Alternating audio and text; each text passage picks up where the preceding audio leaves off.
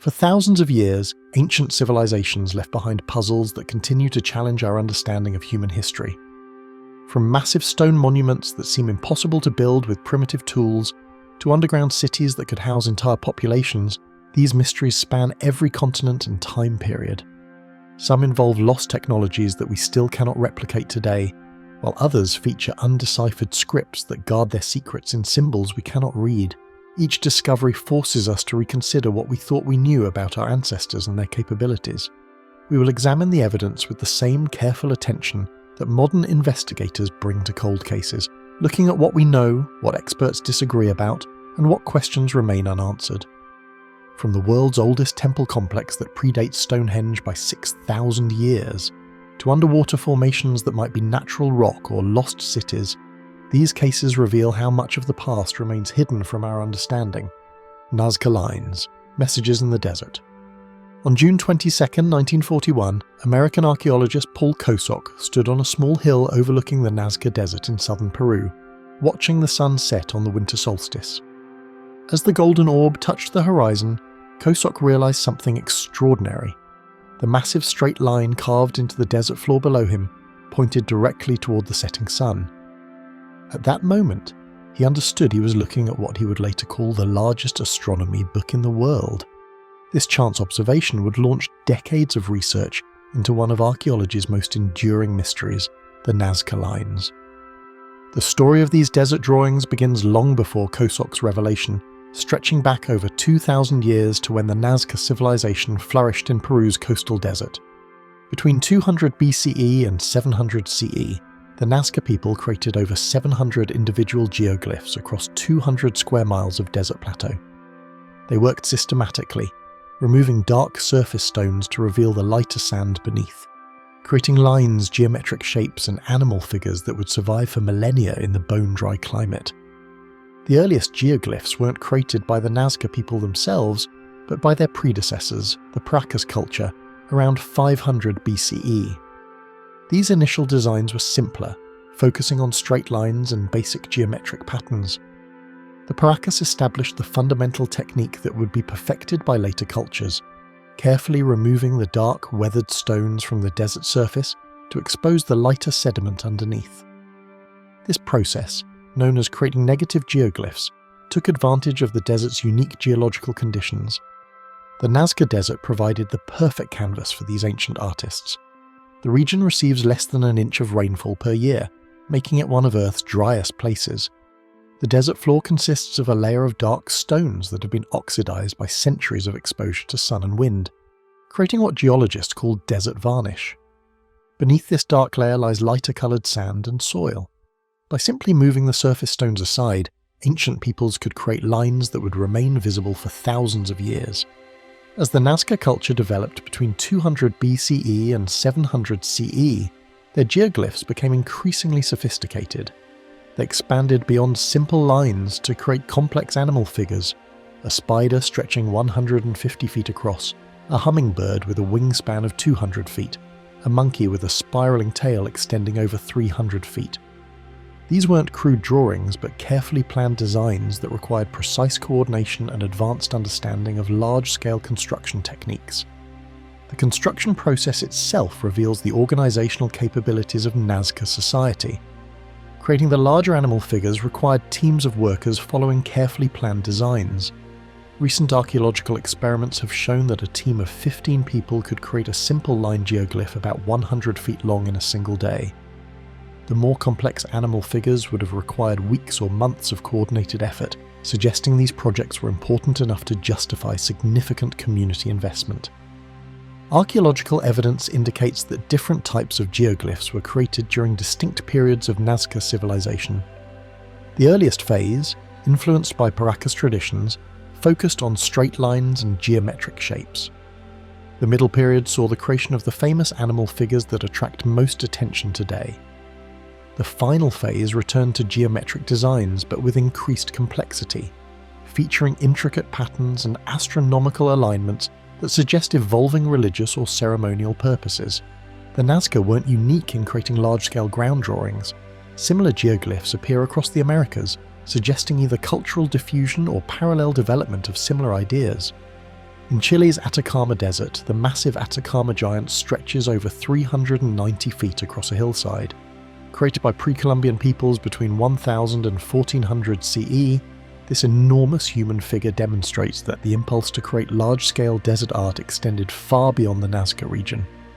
North America contains its own collection of mysterious geoglyphs. The Blythe intaglios in California's Colorado Desert include over 200 individual figures spread across 6 different sites. These massive drawings, some reaching 170 feet in length, depict human figures and animals created by removing dark surface stones to expose lighter soil beneath. The technique is identical to that used at Nazca, despite being created by completely different cultures separated by thousands of miles. The similarities between these geoglyph traditions suggest common motivations across ancient American cultures. Whether in Peru, Chile, or California, ancient peoples felt compelled to create massive ground drawings visible only from elevated positions or from the air. This universal impulse points to shared human needs that transcended specific cultural contexts. The desire to mark territory, communicate with sky gods, or create permanent records of important information. Yet the Nazca lines stand apart from other geoglyph traditions in their sheer scale and diversity. While most other sites contain dozens of individual figures, Nazca encompasses over 700 separate geoglyphs. The variety is equally impressive, ranging from simple straight lines stretching for miles to intricate animal figures, to complex geometric patterns that may have served as astronomical calendars. This combination of quantity, variety, and sophistication makes Nazca unique among the world's geoglyph sites. The construction timeline reveals how Nazca geoglyph creation evolved over centuries. Early designs from the Paracas period were relatively simple and small. As Nazca society developed, their geoglyphs became larger and more complex, suggesting increasing social organization and technical capability.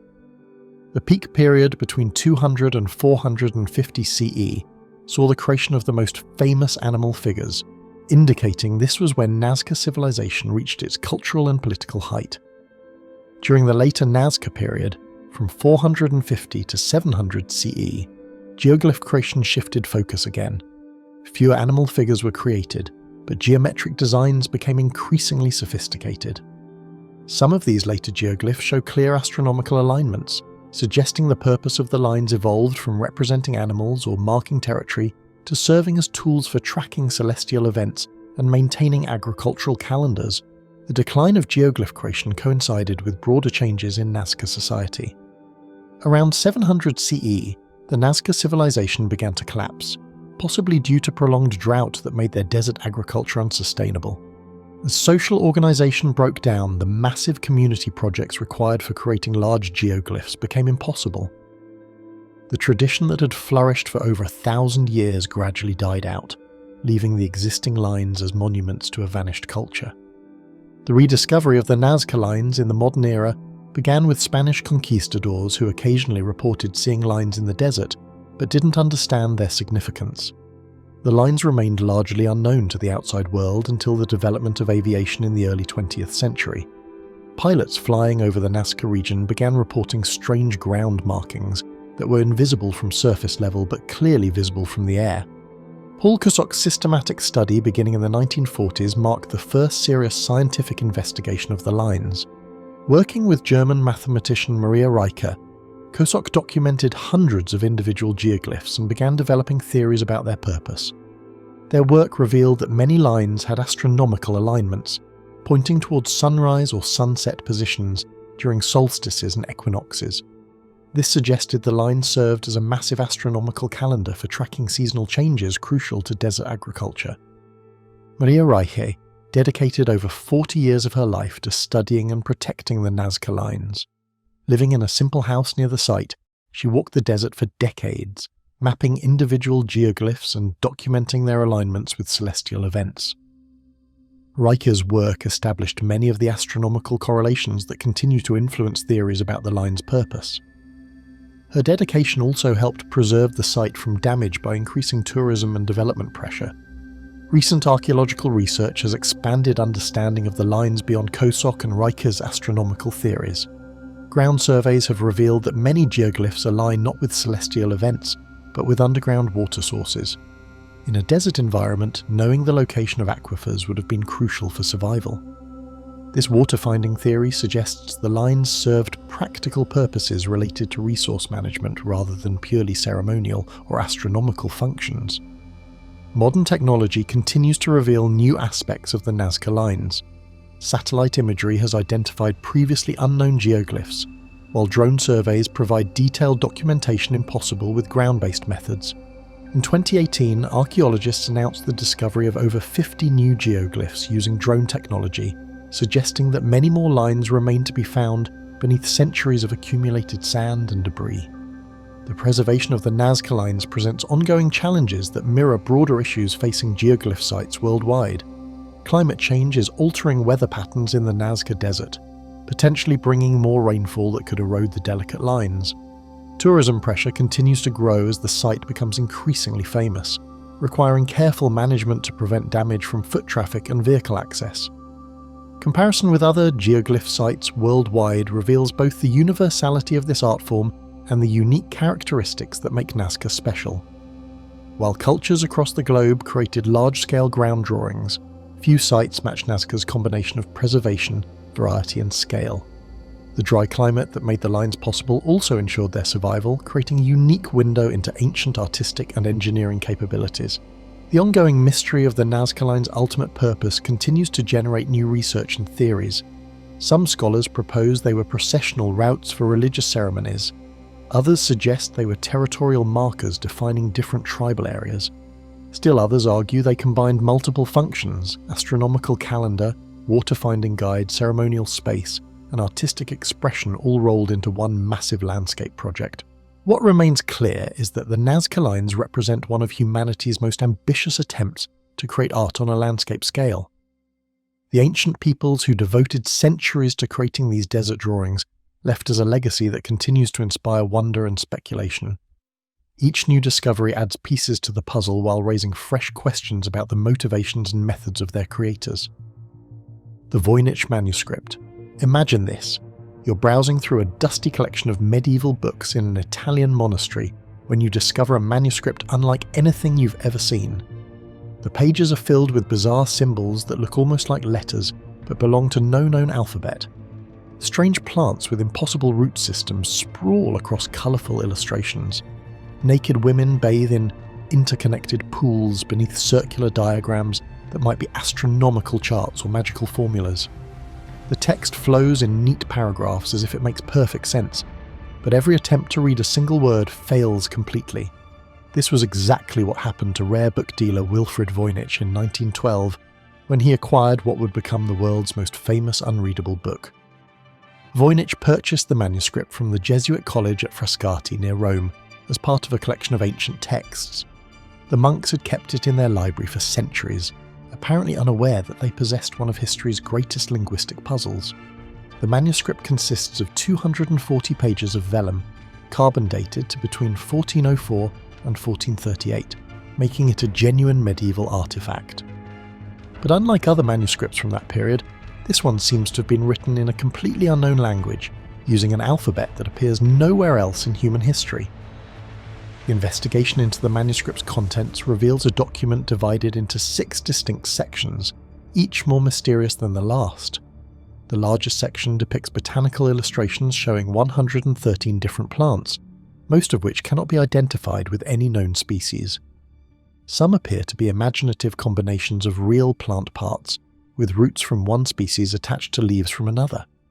Others seem entirely fantastical, with bulbous roots connected to feathery fronds that exist nowhere in nature. The botanical sections contain dense blocks of text surrounding each illustration, as if providing detailed descriptions or instructions for use. The writing flows smoothly across the page with consistent spacing and punctuation-like marks that suggest a structured language. Individual words repeat throughout the text in patterns that mirror natural languages, yet no linguist has ever successfully identified a single word's meaning. Following the botanical section comes what researchers call the astronomical section, filled with circular diagrams showing the sun, moon, and stars. Some pages display elaborate zodiacal charts with symbols that might represent constellations or astrological signs. Others show geometric patterns that could be star maps or abstract representations of celestial movements. The cosmological section presents even stranger imagery with circular diagrams radiating from central hubs, possibly representing maps of unknown worlds or diagrams of alchemical processes.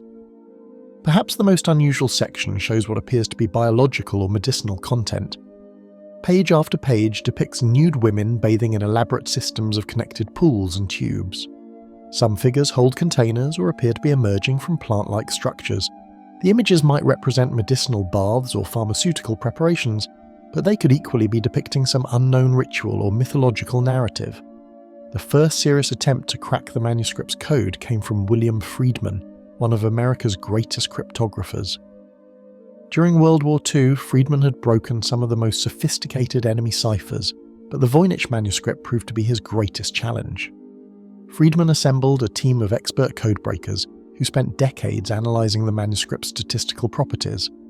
They discovered that the text showed certain patterns consistent with natural languages, including appropriate frequencies of symbol repetition and word length distributions.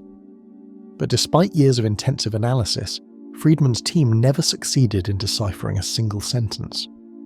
The investigation took a controversial turn in 2003 when computer scientist Gordon Rugg proposed that the entire manuscript might be an elaborate hoax. Rugg demonstrated that medieval cryptographers could have used a technique called a Cardan grill to generate meaningless text that appears to have linguistic structure. By placing a perforated template over a table of syllables and copying the symbols visible through the holes, a forger could create pages of pseudo-text that would fool observers into thinking they were looking at a genuine unknown language. Rugg's hoax theory gained support from statistical analyses showing that the manuscript's text lacks certain complexities found in natural languages. The vocabulary seems too limited, with too many repetitive patterns and not enough variation in word construction. Critics point out that the manuscript's illustrations show consistent artistic style and iconographic themes that would be difficult for a medieval forger to maintain across 240 pages. The debate between genuine mystery and elaborate fraud continues to divide researchers.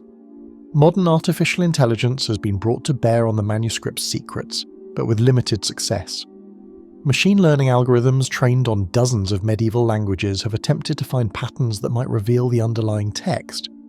Some AI systems have claimed to identify the language as a form of early Italian or Arabic, but these supposed breakthroughs have consistently failed to produce coherent translations. The manuscript seems to resist even the most sophisticated computational analysis. Physical analysis has revealed intriguing details about the manuscript's construction. The vellum pages show no signs of modern manufacturing, confirming their medieval origin. The inks contain pigments consistent with 15th century artistic materials. Microscopic examination reveals that the text was written with careful attention to spacing and layout, suggesting either genuine literacy in the mysterious language or extremely sophisticated planning by a hoaxer. Linguistic analysis has identified approximately 35,000 individual words formed from an alphabet of about 25 distinct symbols. The most common words appear hundreds of times throughout the text, while others occur only once or twice. This frequency distribution matches patterns found in natural languages, lending support to theories that the manuscript contains genuine linguistic content, rather than random gibberish. Statistical studies have revealed that different sections show slightly different linguistic characteristics, as if written by different authors or in different dialects. The botanical sections use certain symbols more frequently than the astronomical sections, while the pharmaceutical recipes show their own distinct patterns. These variations could represent different topics using specialized vocabulary, or they might indicate multiple contributors. Recent computer analysis has identified possible grammatical structures within the mysterious text. Certain symbol combinations appear to function like prefixes or suffixes, suggesting that the language might use systematic word-building rules similar to those found in known languages. Other patterns might represent verb conjugations or noun declensions, indicating a sophisticated grammatical system. However, these apparent structures have not led to successful decipherment attempts. The manuscript's illustrations remain as puzzling as its text. Art historians have noted that the botanical drawings show both realistic and fantastical elements, as if the artist was working from both direct observation and imagination. Some plant illustrations might represent real species that were unknown to medieval European scholars, possibly indicating knowledge of New World flora before Columbus. However, many drawings appear to be purely fictional creations. The astronomical diagrams show familiarity with medieval cosmological concepts, but arranged in ways that don't match any known system. Some researchers see influences from Islamic astronomical texts, while others detect elements of classical Greek cosmology. The circular diagrams might represent sophisticated mathematical concepts, or they might be purely decorative arrangements with no deeper meaning. Digital age tools have brought new possibilities to the investigation. High-resolution scanning has revealed details invisible to earlier researchers, including possible hidden text or corrections beneath the visible writing. Multispectral imaging can detect inks and pigments that don't show up under normal lighting conditions, potentially revealing additional layers of information. Crowdsourced research projects have engaged thousands of volunteers in analysing different aspects of the manuscript. Online communities share theories, statistical analyses, and potential translations, creating a collaborative investigation that spans the globe. While amateur researchers have not yet cracked the code, their collective efforts have identified numerous patterns and correlations that professional scholars might have missed. The Voynich manuscript continues to attract new investigators from fields ranging from computer science to medieval history. Each researcher brings different tools and perspectives to the mystery, whether approaching it as a linguistic puzzle, an art historical artifact, or a sophisticated cryptographic challenge. The manuscript's ability to resist all attempts at understanding only adds to its allure for each new generation of would-be codebreakers. Easter Island statues, 2,300 miles from the nearest populated land, in the vast emptiness of the South Pacific, stands one of the world's most isolated, inhabited islands. Here, nearly 1,000 stone giants keep their eternal watch over rolling grasslands that stretch to the horizon. These are the Moai of Rapa Nui, better known to the outside world as Easter Island, silent witnesses to one of humanity's most remarkable and mysterious civilizations. Around 1200 CE, Polynesian voyagers launched their double-hulled canoes into the open Pacific, navigating by stars, wind patterns, and ocean swells across thousands of miles of empty sea. When they finally reached this tiny speck of volcanic rock, they found themselves at the easternmost edge of the inhabitable Pacific, cut off from the rest of Polynesia by distances no other culture could cross. The first settlers found an island paradise covered in dense forests of massive palm trees, some reaching heights of over 60 feet. Seabirds nested in enormous colonies along the rocky shores. The ocean teemed with fish, and the fertile volcanic soil promised abundant crops. For the first few centuries, the Rapa Nui people lived much like other Polynesian societies, building houses from palm wood and organising themselves into family clans. Around 1000 CE, something extraordinary began happening on Rapa Nui. The islanders started carving massive stone statues from the soft volcanic rock of Rano Raraku, an extinct crater on the island's eastern edge. These weren't small ceremonial objects, but monumental sculptures standing up to 33 feet tall and weighing as much as 80 tons. The Moai represented something unprecedented in Polynesian culture, permanent stone monuments built to last for eternity. The earliest Moai were relatively small and simple, but as centuries passed, the statues grew larger and more sophisticated. The sculptors developed a distinctive style featuring elongated heads, prominent noses, thin lips, and hollow eye sockets that once held coral and obsidian eyes. Each Moai took a team of carvers several months to complete, requiring not just artistic skill but complex logistics to organise food, tools, and labour. Archaeological analysis of the Rano Raraku quarry reveals the systematic nature of Moai production. The volcanic crater contained multiple carving sites where different teams worked simultaneously on various statues. Stone picks and hammers litter the quarry floor, evidence of countless hours spent chipping away volcanic rock. The sculptors developed efficient production methods, creating standardized body proportions while allowing for individual variations in facial features. By 1400 CE, Moai carving had reached its peak period. The island's population had grown to several thousand people, organized into competing clans that vied for prestige and resources.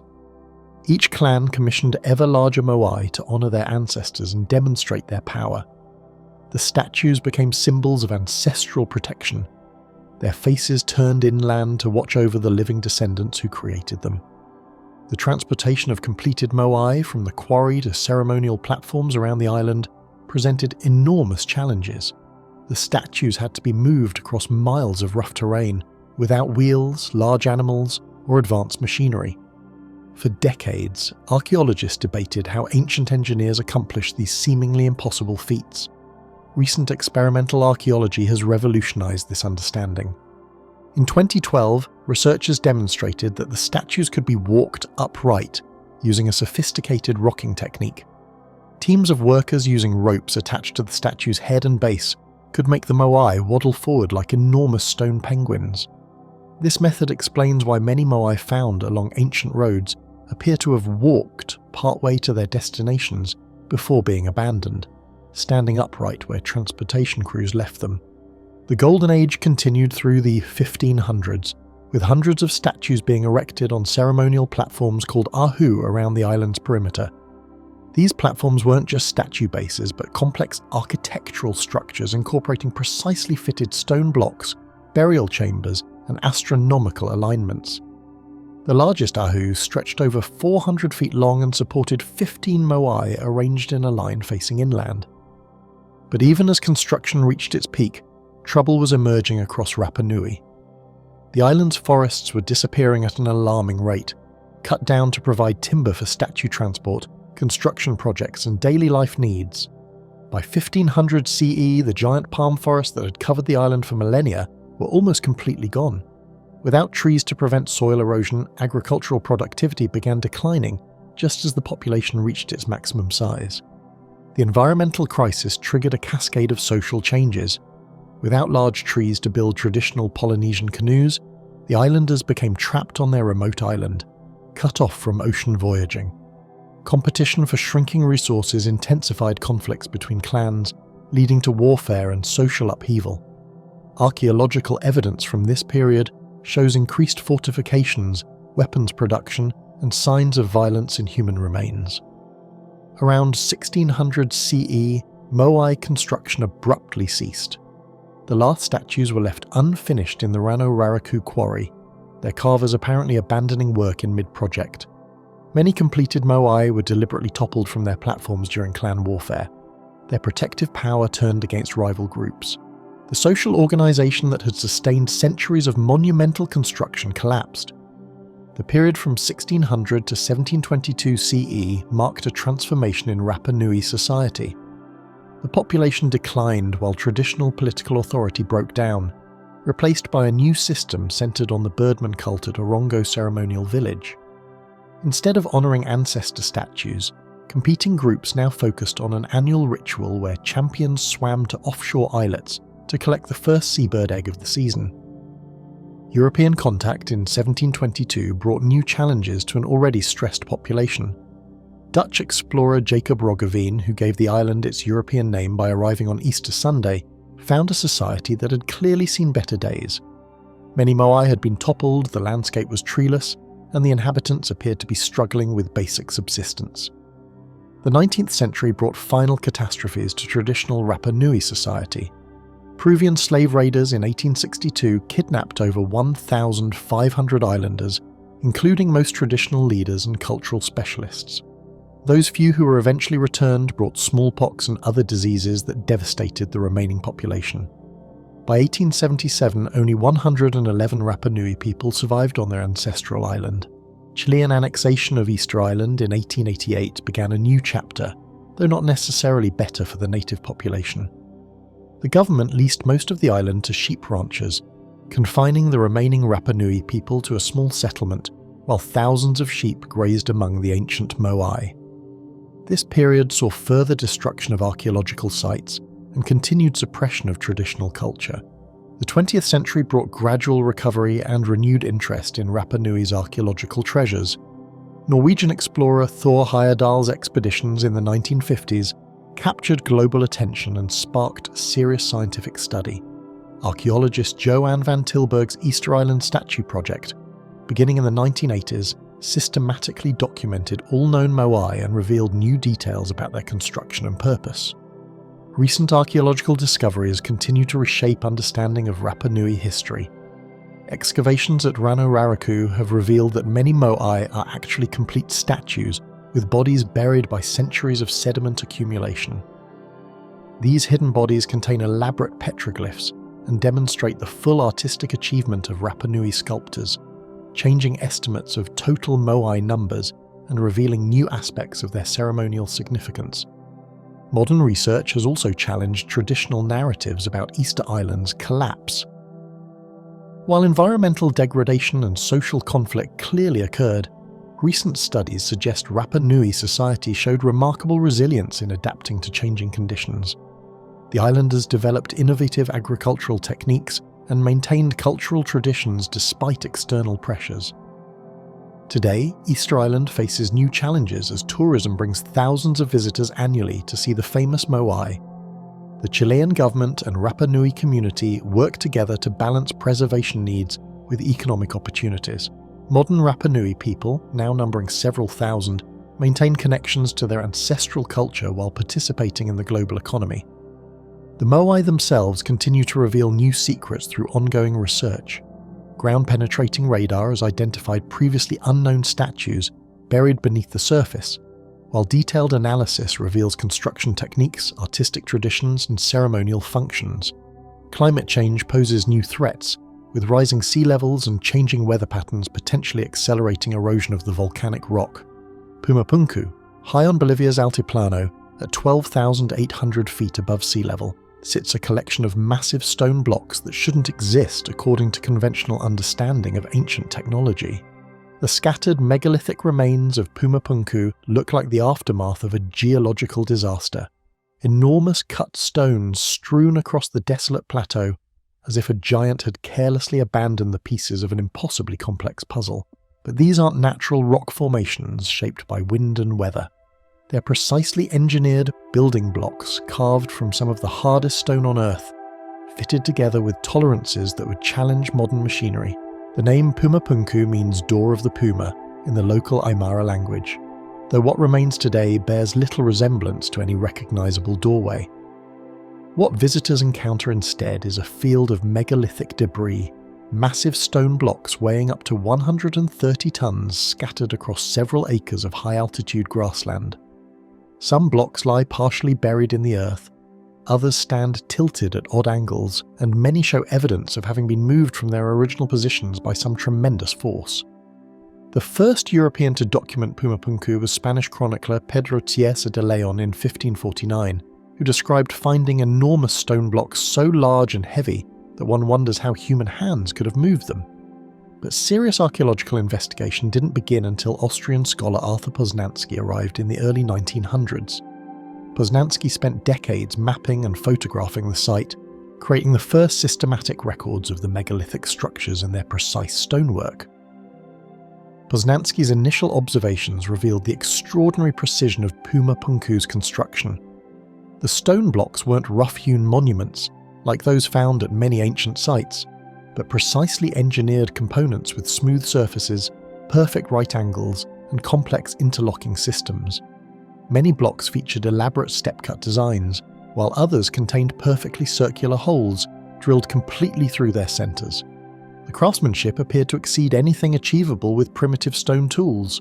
Carbon dating of organic materials found within the site's earthen mound revealed that Pumapunku was constructed between 536 and 600 CE by the Tiwanaku civilization, a sophisticated Andean culture that controlled trade routes across much of western South America. The Tiwanaku people built their capital city nearby, creating monumental architecture that demonstrated advanced understanding of engineering, astronomy, and hydraulics. Pumapunku represented the most ambitious construction project in their architectural portfolio. The investigation into how ancient builders achieved such precision has focused on the materials themselves. The massive blocks consist primarily of red sandstone and andesite, two types of stone with very different properties. The red sandstone blocks, some weighing over 100 tons, were quarried from sites over 10 kilometers away. The andesite blocks, while smaller, presented greater challenges because andesite ranks between 6 and 7 on the Mohs hardness scale, making it nearly as hard as quartz and extremely difficult to work with primitive tools. Archaeological analysis of the cutting techniques has revealed evidence of sophisticated engineering methods. Many blocks show smooth, flat surfaces that appear to have been cut with straight edges extending for several feet without deviation. The precision of these cuts has led some researchers to suggest that the ancient builders possessed advanced tools or knowledge that has since been lost to history. The famous H blocks, massive stone components shaped like the letter H when viewed from above, demonstrate particularly complex cutting techniques with multiple intersecting planes meeting at perfect right angles. Recent investigations have challenged extraordinary claims about Pumapunku's precision by examining the stones more carefully. While undoubtedly impressive, the stonework shows clear evidence of being accomplished with period-appropriate tools and techniques. Tool marks on the stone surfaces match the patterns created by copper and bronze implements, materials known to have been available to the Tiwanaku civilization. Many blocks also show evidence of pecking and grinding techniques, rather than the clean cutting that would be expected from advanced machinery. Experimental archaeology conducted by researchers including Jean-Pierre Protzen has demonstrated that skilled craftsmen using replica ancient tools can achieve similar levels of precision to that seen at Pumapunku. By using copper tools, abrasive sand and patient handwork, modern stone carvers have successfully replicated the types of cuts and surface finishes found on the original blocks. These experiments prove that the stonework, while requiring exceptional skill and enormous labour investment, was achievable using technology available to ancient Andean peoples. The investigation has also revealed that many of the most impressive blocks at Pumapunku have been moved from their original positions. Archaeological evidence suggests that the site was damaged by seismic activity, possibly a major earthquake that scattered the precisely fitted stone components across the surrounding area. This explains why the current arrangement appears so chaotic and why many blocks seem to serve no obvious architectural purpose in their present locations. Ground-penetrating radar surveys have identified the original layout of Pumapunku before its destruction. The site originally consisted of a large terraced platform faced with megalithic blocks and topped with smaller structures built from the precisely cut stones that now lie scattered across the surface. This architectural arrangement was consistent with other Tiwanaku constructions, featuring the monumental scale and precise stonework that characterized their building style throughout the Andean region. The engineering analysis has focused on understanding how ancient builders transported and positioned such massive stones at high altitude. The largest sandstone blocks weigh over 130 tons, equivalent to the weight of several modern locomotives. Moving these enormous stones from their quarry sites to the construction area would have required sophisticated knowledge of leverage, rollers, and coordinated human labour. Recent studies suggest that the builders used a combination of earthen ramps, wooden rollers, and teams of hundreds of workers to accomplish these transportation feats. The precision of Pumapunku's stonework becomes more understandable when examined within the context of Tiwanaku engineering traditions. The civilization was known for its sophisticated understanding of stone cutting and architectural planning. Other Tiwanaku sites throughout the Andes feature similar precision stonework, though none quite match the scale and complexity of Pumapunku. This suggests that Pumapunku represented the pinnacle of Tiwanaku architectural achievement, rather than an anomalous creation requiring outside intervention. Metallurgical analysis of copper and bronze tools found at Tiwanaku sites has revealed that ancient Andean metalworkers possessed sophisticated knowledge of alloy composition and tool hardening techniques. They created copper tools hardened through cold hammering and alloying with tin and arsenic, resulting in implements capable of cutting and shaping even hard andesite stone. While such work required enormous time and effort, it was well within the capabilities of skilled ancient craftsmen. The investigation has also examined claims about the magnetic properties of Pumapunku's stones. Some researchers have noted that certain blocks appear to have magnetic characteristics, leading to speculation about exposure to advanced technology. However, geological analysis reveals that the andesite used in construction naturally contains magnetite and other iron-bearing minerals that can exhibit magnetic properties. This is a normal characteristic of many volcanic rocks and doesn't require any extraordinary explanation. Modern laser measurement of Pumapunku's stone blocks has confirmed their remarkable precision, while also revealing the limitations of ancient construction techniques. While many surfaces are indeed extremely flat and many angles are very close to perfect right angles, detailed measurement shows small variations that would not be present if the stones had been cut with modern precision machinery. These minor imperfections are consistent with careful handwork using ancient tools and techniques. The architectural reconstruction of Pumapunku has benefited from computer modelling and 3D scanning technology. These tools have allowed researchers to digitally reassemble the scattered blocks and understand how they originally fitted together. The reconstructions reveal a complex terrace structure with multiple levels connected by precisely fitted stone staircases and featuring elaborate drainage systems to handle seasonal rainfall. Evidence from the site suggests that Pumapunku was never completed according to its original design. Many blocks appear to have been abandoned in various stages of construction, with some showing incomplete cutting work and others positioned as if awaiting final installation. This suggests that work on the monument ceased abruptly, possibly due to political upheaval, environmental stress, or the gradual decline of Tiwanaku civilization. The investigation into Pumapunku's construction methods has revealed no evidence supporting claims of advanced lost technology or extraterrestrial intervention. Instead, the evidence points to remarkably skilled ancient engineers and craftsmen who pushed the boundaries of what could be achieved with available technology and enormous investments of human labour. The precision of the stonework reflects not mysterious technology, but the accumulated knowledge and exceptional dedication of Tiwanaku builders. Recent archaeological work at Pumapunku continues to yield new insights into ancient Andean engineering capabilities. Excavations have revealed additional stone blocks still buried beneath centuries of accumulated soil and debris. These newly discovered elements are helping researchers better understand the original layout and function of the monument, while providing fresh evidence about construction techniques and chronology. The debate over Pumapunku's significance continues among archaeologists and engineers studying ancient construction techniques. While some researchers emphasize the exceptional precision of the stonework, others point out that similar achievements can be found at various ancient sites worldwide when skilled craftsmen had access to appropriate tools and sufficient time.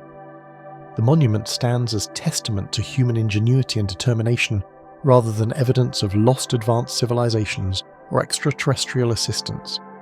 Climate change and environmental factors pose ongoing threats to the preservation of Pumapunku's remaining stone blocks. The extreme altitude and harsh weather conditions of the Altiplano cause freeze-thaw cycles that can damage even the hardest stone over time. Conservation efforts focus on protecting the site from further deterioration while allowing continued research into its construction methods and original appearance. The lost tomb of Cleopatra. Deep beneath the Mediterranean waters off Alexandria, Egypt, the shattered remains of ancient palaces lie scattered across the seafloor. This underwater graveyard holds columns, statues and building blocks that once formed the grand royal quarter of the most famous queen in history. Yet among all these sunken treasures, one discovery remains frustratingly out of reach. Somewhere in this drowned city, or perhaps in the desert sands nearby, lies the tomb of Cleopatra VII, the last pharaoh of Egypt. The mystery begins not with her life, but with her death.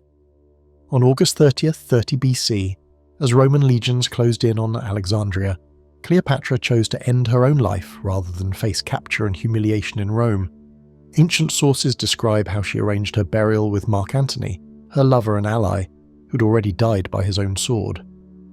The Roman historian Plutarch wrote that Octavian, later Emperor Augustus, allowed the two to be buried together in what he called a lofty and beautiful tomb. But that's where the historical record goes cold. 2,000 years later, archaeologists face a puzzle that has consumed decades of research and millions of dollars in excavation costs. How does the tomb of one of history's most powerful rulers simply vanish without a trace? The answer lies in a combination of natural disasters, urban development, and the sheer passage of time that has transformed Alexandria beyond recognition.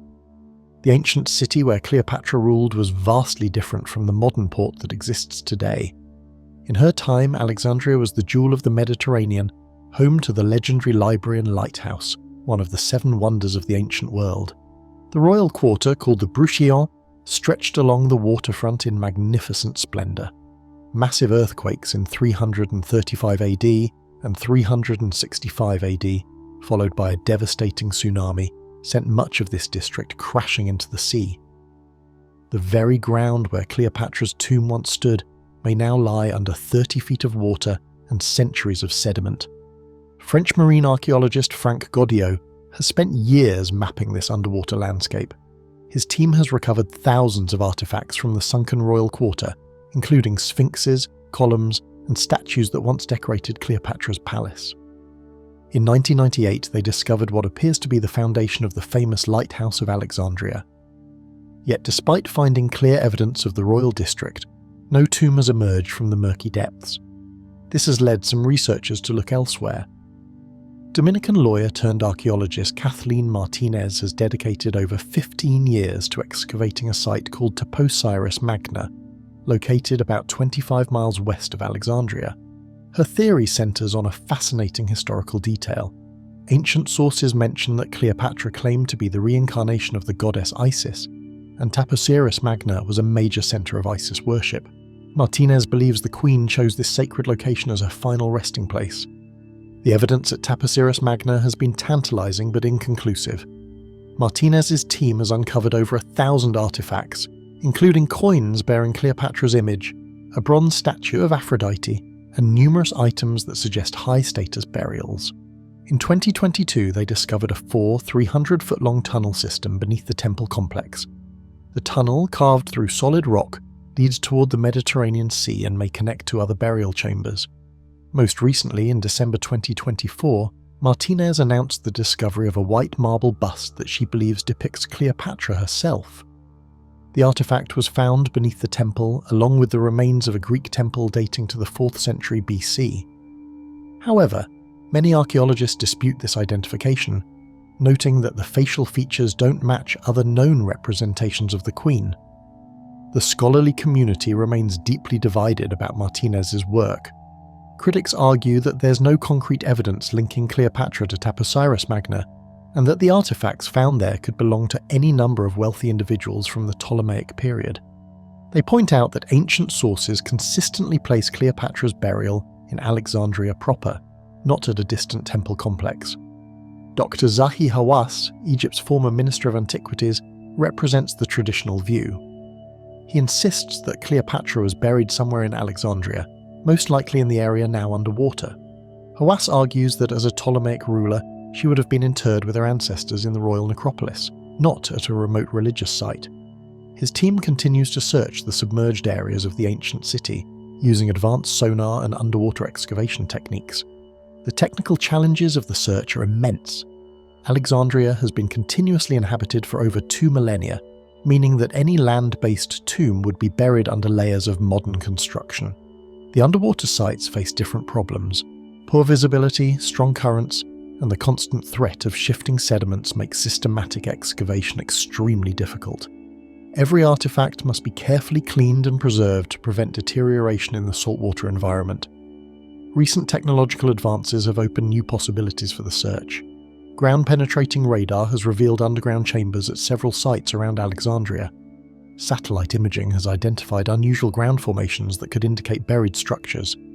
DNA analysis techniques now allow researchers to potentially identify remains from very small bone fragments. The Egyptian Ministry of Tourism and Antiquities has invested heavily in the search, recognizing the enormous tourist potential of finding Cleopatra's tomb. They estimate that the discovery could boost Egypt's tourism revenue by billions of dollars annually. This economic pressure has led to increased funding for multiple search teams working at different locations across the Alexandria region. Yet the mystery deepens when we consider what Cleopatra's tomb might actually contain. Ancient sources describe elaborate burial goods befitting a pharaoh, possibly including the famous crown of Egypt, golden jewelry, and sacred texts. Some theories suggest that important historical documents, including works from the Lost Library of Alexandria, might have been buried with the queen as part of her journey to the afterlife. The search has also revealed fascinating details about burial practices in Ptolemaic Egypt. Recent excavations at Taposiris Magna have uncovered a complex cemetery with 20 catacombs and numerous mummies wrapped in gold-leaf tongue amulets, a practice associated with ensuring the deceased could speak in the afterlife. These discoveries provide valuable insights into the religious beliefs and funeral customs of Cleopatra's era. Environmental factors continue to complicate the search. Rising sea levels threaten to submerge additional archaeological sites, while urban development in Alexandria limits access to potentially important areas. Climate change has also intensified storm activity in the Mediterranean, making underwater excavations more dangerous and unpredictable. The investigation has expanded beyond Egypt's borders as researchers examine historical records in libraries and museums worldwide. Recently discovered papyrus fragments in European collections have provided new clues about the location and construction of Ptolemaic royal tombs. These texts suggest that Cleopatra's burial may have involved unique architectural features designed to protect it from discovery. Modern forensic techniques are being applied to artifacts found at various sites. Chemical analysis of coins and jewellery can reveal their origins and manufacturing techniques, potentially linking them to specific time periods or royal workshops. 3D modelling allows researchers to reconstruct damaged artifacts and compare them with known examples from museum collections. As the search continues into its third decade, new theories continue to emerge. Some researchers now suggest that Cleopatra's tomb may have been deliberately hidden or moved by early Christians who viewed her as a pagan symbol. Others propose that the burial site may have been looted and destroyed during the Arab conquest of Egypt in 641 AD, with any remaining treasures scattered or melted down. Greek fire. In the summer of 677 AD, the most powerful fleet in the world gathered in the Sea of Marmara, ready to deliver the final blow to a dying empire. The Umayyad Caliphate had already conquered vast territories from Spain to Central Asia, and now their massive naval armada surrounded Constantinople, the last bastion of the Byzantine Empire. For 3 years the Arabs had maintained their siege, confident that the city would eventually fall like all the others before it. But as their warships closed in for what they believed would be the decisive assault, something extraordinary happened that would change the course of history forever. Suddenly, jets of liquid fire erupted from the Byzantine vessels, creating an inferno that spread across the water itself. The Arab ships, constructed of wood and pitch, became floating torches in seconds. The mysterious substance could not be extinguished by water, and continued burning even as it floated on the surface of the sea. In a matter of hours, one of the largest naval forces ever assembled was reduced to ash and smoke. The Arabs called it Roman fire while fleeing in terror, but history would remember it as Greek fire, the secret weapon that saved the Byzantine Empire and altered the balance of power in the medieval world. The true identity of this devastating weapon died with the empire that created it. For over 700 years, Greek fire served as the ultimate deterrent, striking fear into the hearts of enemies across the Mediterranean. Yet today, despite all our advances in chemistry and military technology, we cannot recreate this ancient formula that once decided the fate of nations. The story begins with a refugee named Kallinikos, an architect from Heliopolis in Syria who fled to Constantinople when the Arabs conquered his homeland. According to the Byzantine chronicler Theophanes the Confessor, Kallinikos arrived in the imperial capital around 672 AD carrying knowledge that would prove more valuable than gold. He claimed to have developed a new type of incendiary mixture, one that could burn on water and stick to enemy ships like a liquid nightmare. Emperor Constantine IV, facing the existential threat of Arab expansion, immediately recognized the potential of Kallinikos' invention. The timing was perfect. The Arabs had already conquered Egypt, Syria, and much of North Africa, cutting off Byzantine trade routes and strangling the empire's economy. Their naval superiority seemed absolute, with hundreds of ships blockading the Dardanelles and threatening to break through into the heart of the empire. When Greek fire made its battlefield debut in 677 AD, the results exceeded everyone's expectations. Byzantine dromons, specially equipped with bronze siphons mounted on their prows, approached the Arab fleet and unleashed streams of liquid fire. The substance ignited instantly upon contact with air and continued burning even when it hit the water. Arab sailors who jumped overboard to escape the flames found themselves surrounded by burning sea, with no escape from the deadly mixture that clung to their skin and clothing. The Arab chronicler Al-Tabari described the terror that Greek fire inspired in their forces. He wrote that the substance burned like lightning and could not be extinguished by any known means. Some Arab accounts claim that the Byzantines could project these flames over distances of several hundred feet, turning their ships into floating weapons of mass destruction. The psychological impact was as devastating as the physical damage, as word spread throughout the Arab fleet that the Romans had somehow captured fire itself. Modern attempts to understand Greek fire have produced dozens of theories but no definitive answers. The Byzantine Empire treated the formula as a state secret of the highest order, with knowledge restricted to a handful of imperial chemists known as siphonerai. These specialists took sacred oaths never to reveal the composition, and the penalty for disclosure was death. Even within the imperial court, the recipe was compartmentalized, with different individuals knowing only portions of the complete process. Contemporary accounts provide tantalizing clues about Greek fire's properties but frustratingly little detail about its composition. Byzantine sources describe it as liquid fire, marine fire, or artificial fire, emphasizing its ability to burn on water and resist conventional extinguishing methods. Arab writers noted that it produced a distinctive smell and thick black smoke. Some accounts mentioned that the substance had a reddish colour and made a roaring sound when ignited. The delivery system was equally mysterious. The primary method involved bronze tubes called siphons that were mounted on the prows of Byzantine warships. These devices could apparently project streams of Greek fire over considerable distances, though the exact mechanism remains unknown. Some historians suggest the siphons worked like giant syringes, using pressurized air or steam to force the liquid through the tubes. Others propose a simpler gravity-fed system that relied on elevation and momentum. Archaeological evidence has provided few answers. While bronze siphon tubes have been discovered in various Mediterranean shipwrecks, none contain residue that can be definitively identified as Greek fire. The corrosive nature of seawater and the passage of time have destroyed most potential chemical evidence. Even when Byzantine ships were captured intact, enemies found the siphon chambers had been thoroughly cleaned or destroyed by the crew before surrender. The search for Greek fire's composition has led researchers down numerous paths. Most modern scholars agree that petroleum formed the base of the mixture, probably crude oil or refined naphtha from natural seeps in the Black Sea region or Mesopotamia. The Byzantine Empire had access to several petroleum sources, including deposits near the modern-day city of Baku in Azerbaijan. However, petroleum alone cannot account for all of Greek fire's reported properties. Chemical analysis suggests that additional ingredients were crucial to the weapon's effectiveness. Sulfur appears in most historical accounts and would have lowered the ignition temperature while producing the characteristic smell. Pine resin, abundant in Byzantine territories, could have served as a thickening agent to make the mixture stick to targets. Quicklime, mentioned in several medieval sources, would have reacted violently with water, potentially explaining how Greek fire continued burning on the sea surface. Recent experiments by military historians and chemists have attempted to recreate Greek fire using various combinations of these ingredients.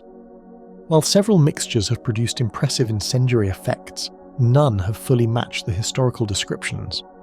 Modern recreations typically burn out too quickly, fail to ignite consistently, or lack the adhesive properties that made the original so terrifying. The problem extends beyond chemistry to engineering. The Byzantine siphon system apparently allowed Greek fire to be projected as a coherent stream over long distances without the projectionist being burned. This required sophisticated understanding of fluid dynamics and heat management that we struggle to replicate even today. Some researchers suggest that the Byzantines used a two-stage ignition system, mixing relatively stable components in the siphon and triggering combustion at the moment of projection. One intriguing theory proposes that Greek fire was actually a family of related formulations rather than a single recipe. Different situations might have required different compositions, one mixture for naval combat, another for defending city walls, and perhaps a third for use in siege warfare. This would explain the varying descriptions in historical sources and the apparent evolution of the weapon's properties over time.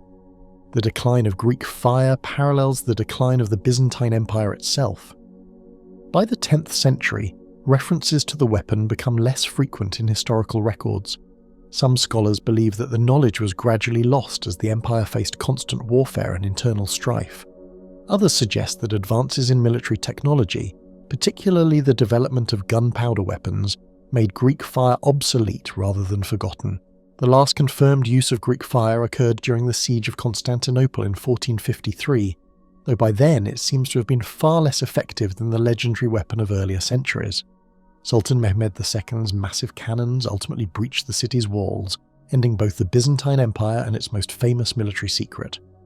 Modern military applications have drawn inspiration from Greek fire, most notably in the development of napalm during World War II. However, napalm and other modern incendiary weapons operate on different principles and lack the specific properties that made Greek fire so distinctive. Today's flame weapons rely on gelid gasoline or other synthetic compounds that are designed for different tactical requirements. Gobekli Tepe. It was October 1994, and German archaeologist Klaus Schmidt was walking across a barren hilltop in southeastern Turkey.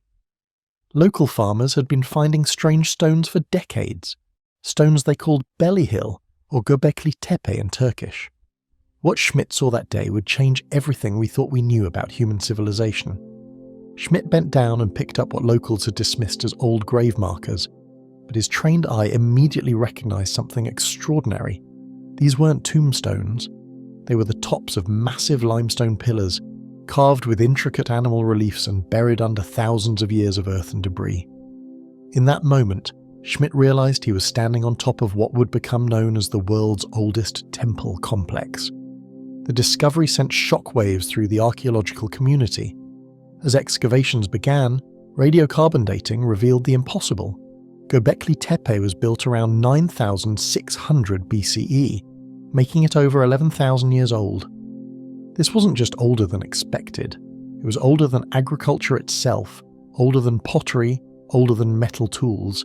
It predated Stonehenge by 6,000 years and the Egyptian pyramids by 7,000 years. But here's where the mystery deepens.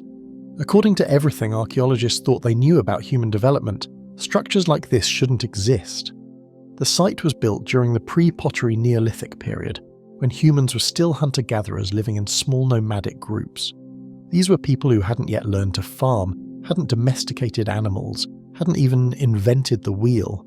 Yet somehow, they managed to quarry, carve, transport and erect massive limestone pillars, some standing 18 feet tall and weighing up to 16 tons. The scale of the undertaking becomes even more staggering when you realize what archaeologists have uncovered so far. The site consists of at least 20 circular stone enclosures, each one carefully designed and precisely constructed. The largest enclosures stretch 90 feet across, surrounded by walls of expertly fitted stone blocks. At the center of each circle stand two massive T-shaped pillars, like ancient sentinels frozen in time. These central pillars aren't just impressive for their size, they're covered in elaborate carvings that reveal a sophisticated artistic tradition. Archaeologists have identified over 200 pillars decorated with relief carvings of animals that roamed the region 11,000 years ago. Lions prowl across the stone surfaces, wild boars charge with tusks bared, leopards crouch in hunting positions, vultures spread their wings, snakes coil around the pillar bases. Even more intriguing are the human-like features carved into some pillars, stylized arms and hands that give these stone monuments an almost supernatural presence. The animal carvings aren't random decorations. They represent a carefully curated menagerie of the most dangerous predators and scavengers of the ancient world. This wasn't a peaceful pastoral scene. The builders of Gobekli Tepe were depicting a world where humans lived in constant tension with powerful beasts, where survival meant understanding and perhaps appeasing the spirits of these creatures. But how did these hunter-gatherers accomplish such a monumental construction project? The logistics alone seem impossible for nomadic groups. The limestone blocks had to be quarried from bedrock using only stone tools. Archaeological evidence shows the builders used flint picks, stone hammers, and bone tools to shape the massive pillars. Each pillar required precise carving of the T-shaped top and the detailed animal reliefs covering their surfaces. Moving these enormous stones presented another challenge. The largest pillars weigh as much as a modern city bus, yet they had to be transported from quarry sites and carefully positioned in their circular arrangements. Without wheels, without domesticated animals for hauling, without metal tools or machinery, the builders somehow managed to move these megaliths across the landscape and raise them into perfect vertical positions. Recent research has revealed that the construction required careful planning and sophisticated understanding of geometry. The circular enclosures aren't randomly arranged. They follow a geometric pattern that suggests the entire complex was designed as a unified whole. This level of planning implies not just technical skill, but advanced cognitive abilities and social organization that historians didn't think existed in 9600 BCE. The construction timeline adds another layer of mystery. Gobekli Tepe wasn't built all at once. Archaeological evidence shows it was constructed, used, and modified over a period of at least 1500 years. Different enclosures were built at different times, with the oldest and most impressive structures dating to the earliest period. This suggests that the builders possessed institutional knowledge passed down through generations, a cultural continuity that challenges our understanding of prehistoric societies. What makes the discovery even more puzzling is what happened next. Around 8000 BCE, at the height of its sophistication, Gobekli Tepe was deliberately abandoned. But the builders didn't just walk away. They carefully buried the entire complex under tons of earth and stone debris, preserving it like a time capsule. This wasn't natural accumulation over centuries, it was intentional backfilling, as if the site had served its purpose and needed to be hidden from future generations. The burial was so complete that Gobekli Tepe became just another hill in the Turkish countryside for thousands of years. Local people forgot its significance entirely. Only in 1963 did archaeologists first note the site during a regional survey, but even then they dismissed it as a medieval cemetery. It took Klaus Schmidt's experienced eye to recognize what lay beneath the surface. Since 1995, excavations have revealed less than 5% of the site. Ground-penetrating radar suggests at least 15 more enclosures remain buried, potentially holding even more spectacular discoveries. Each new season brings fresh mysteries. Archaeologists have found evidence of massive stone sculptures, carved reliefs depicting unknown symbols, and construction techniques that seem impossibly advanced for their time. The site's purpose remains hotly debated. Schmidt initially proposed that Gobekli Tepe was a temple where scattered hunter-gatherer groups gathered for religious ceremonies. The animal carvings might represent totemic spirits, the circular enclosures might have hosted ritual feasts or seasonal gatherings. This theory suggests that religion, not agriculture, was the driving force behind humanity's first major construction projects. Other researchers propose different functions. Some see Gobekli Tepe as an astronomical observatory, noting alignments between certain pillars and celestial events.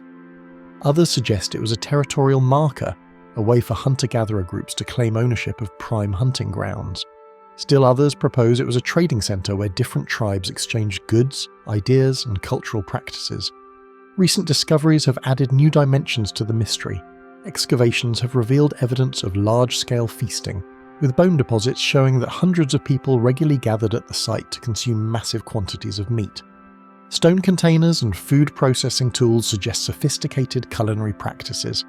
This wasn't just a place of worship, but a centre for community gathering and social interaction on an unprecedented scale. The implications of Gobekli Tepe continue to reverberate through archaeological theory. The site suggests that complex monumental architecture preceded agriculture rather than following it. This reverses the traditional narrative of civilization, which held that farming led to settled communities, which led to surplus food, which led to specialized labor, which finally led to monumental construction projects. Instead, Gobekli Tepe suggests that the desire to build sacred spaces might have motivated hunter-gatherers to develop agriculture and settle into permanent communities. The need to feed the workforce constructing these massive stone circles might have driven the transition to farming. The site presents a new model where religious and social impulses, rather than purely economic factors, sparked the Neolithic revolution that transformed human society. The preservation of Gobekli Tepe raises its own questions. Why did ancient people go to such lengths to bury and hide this magnificent complex? What changed in their society or beliefs that made preservation more important than continued use? The careful burial suggests they viewed the site as sacred, but no longer relevant to their evolving culture. Modern excavation continues to reveal new aspects of this ancient mystery.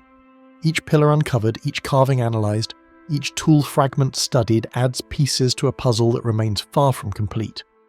The builders of Gobekli Tepe left us no written records, no explanation of their intentions, no guide to understanding their remarkable achievement.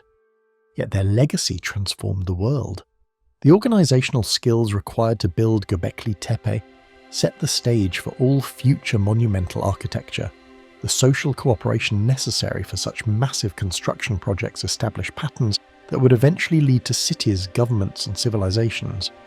The artistic traditions displayed in the stone carvings influenced decorative arts for millennia to come. Standing among the ancient pillars today, visitors can sense the profound mystery that still surrounds this place. The stone sentinels continue their silent watch, their carved animals frozen in eternal hunt, their purpose known only to the vanished people who dedicated their lives to creating something that would outlast them by 11,000 years and counting. The Antikythera mechanism. Imagine diving 50 meters beneath the surface of the Mediterranean Sea in 1901, using nothing but a crude diving helmet and a prayer. This was the dangerous world of Greek sponge divers, men who risked their lives to harvest natural sponges from the ocean floor. Captain Dimitrios Kontos and his crew from Simi Island were working the waters near Antikythera, a small rocky island between mainland Greece and Crete, when a storm forced them to seek shelter. When the weather cleared, diver Elias Stadiatis descended to the seabed and emerged with stories that his crewmates initially dismissed as nitrogen narcosis. He claimed to have seen a field of naked bodies scattered across the ocean floor, human figures with missing arms and legs. But when Stadiatis surfaced holding a bronze arm, the crew realised they had stumbled upon something extraordinary. What they had found was not an underwater graveyard, but the remains of an ancient Roman cargo ship that had sunk around 65 BCE. The naked bodies were actually bronze and marble statues, luxury goods being transported from Greek workshops to wealthy Roman buyers. The ship represented one of the richest archaeological finds ever discovered, but among the obvious treasures lay something that would prove far more mysterious. Archaeologist Valerios Steis was examining the recovered artifacts at the National Archaeological Museum in Athens when he noticed something peculiar in May 1902. Among the bronze fragments was a heavily corroded lump about the size of a large book. As he cleaned away the marine growth, Steis could see what appeared to be gear wheels embedded in the bronze.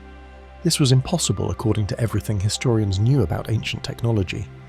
The initial reaction from the academic community was skeptical, bordering on hostile. Ancient Greeks, they argued, were philosophers and artists, not mechanical engineers. The gear wheels must have been from a much later period, perhaps a medieval astrolabe that had somehow contaminated the ancient shipwreck. But radiocarbon dating and detailed archaeological analysis confirmed the impossible truth. This bronze mechanism was genuinely ancient, dating to somewhere between 150 and 100 BCE. For decades, the mysterious device sat largely ignored in museum storage. Occasionally, scholars would examine the corroded fragments, but the extent of marine damage made detailed study nearly impossible. The bronze had fused with limestone deposits from centuries underwater. What gear wheels could be seen were barely recognisable, and much of the mechanism's structure remained hidden beneath thick layers of mineralisation. The first serious investigation came in 1951 when British science historian Derek de Sola Price began a systematic study of the mechanism. Price brought a fresh perspective to the mystery. Instead of dismissing the device as an anomaly, he recognised it as evidence of sophisticated ancient engineering that had been lost to history. Price spent decades photographing, measuring and analysing every visible detail of the corroded fragments. Price's breakthrough came in 1971 when he gained access to X-ray equipment at the National Research Council of Greece. The X-rays revealed what visual inspection could not detect. Hidden beneath the marine corrosion was an intricate system of at least 30 bronze gear wheels, precisely cut and carefully assembled. This was not a simple mechanical device, but a complex calculating machine unlike anything known from the ancient world. The X-ray images showed gear wheels with different numbers of teeth arranged in specific ratios. Price realised these ratios corresponded to astronomical periods known to ancient Greek astronomers. The mechanism could calculate the positions of the sun and moon, predict eclipses, and track the cycles of the planets visible to the naked eye. It was, in Price's words, an ancient analogue computer. But Price's analysis raised as many questions as it answered. How did ancient craftsmen cut gear wheels with such precision, using only hand tools? Where did they acquire the mathematical knowledge necessary to design such complex mechanical calculations? And why had no other similar devices survived from the ancient world? The investigation took a new turn in the 1990s when mechanical engineer Michael Wright began building working reconstructions of the mechanism based on Price's research. Wright's hands-on approach revealed details that X-ray analysis had missed. By actually constructing bronze gear wheels using ancient techniques, Wright discovered that the mechanism was even more sophisticated than Price had realized. Wright's reconstructions showed that the mechanism included a complex system of differential gears, a mechanical innovation not seen again until medieval Islamic clockmakers developed similar systems more than 1,000 years later.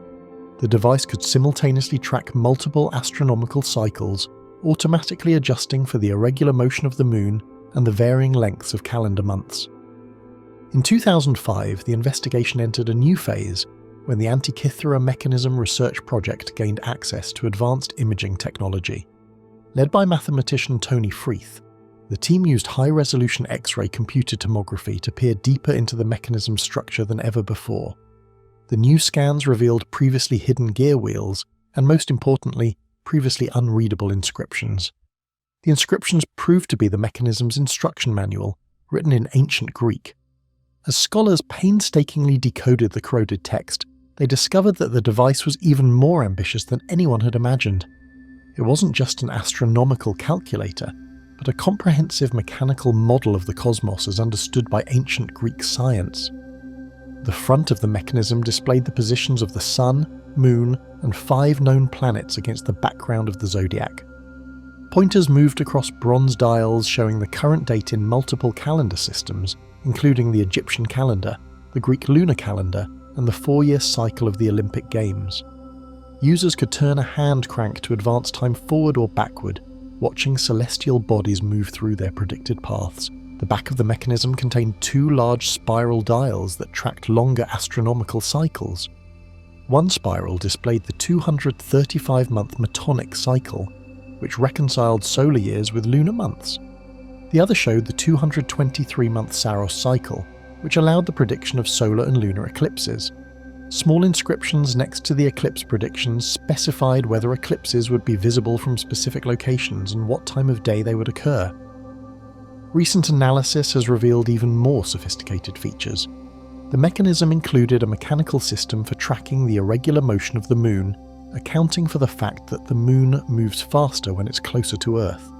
This required implementing the ancient Greek astronomer Hipparchus's mathematical model of lunar motion, using bronze gear wheels, a mechanical engineering achievement that wouldn't be matched until the development of precision clockwork in medieval Europe.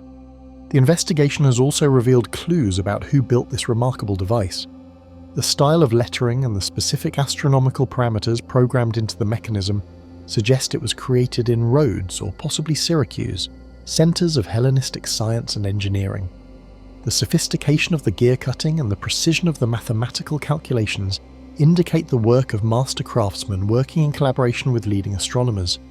But fundamental questions remain unanswered. If ancient Greeks possessed the knowledge and skill to build such sophisticated mechanical computers, why haven't other examples survived? The Romans were great collectors of Greek technology, yet no Roman writer describes devices similar to the Antikythera mechanism. This suggests either that such mechanisms were extremely rare and expensive, or that the knowledge required to build them was closely guarded and eventually lost. The mechanism's presence on a cargo ship bound for Rome raises additional questions. Was it a one-of-a-kind masterpiece being delivered to a wealthy collector, or was it part of a larger trade in sophisticated scientific instruments? The ship's cargo included luxury goods and artworks, suggesting it catered to elite buyers who could afford the finest products of Greek craftsmanship.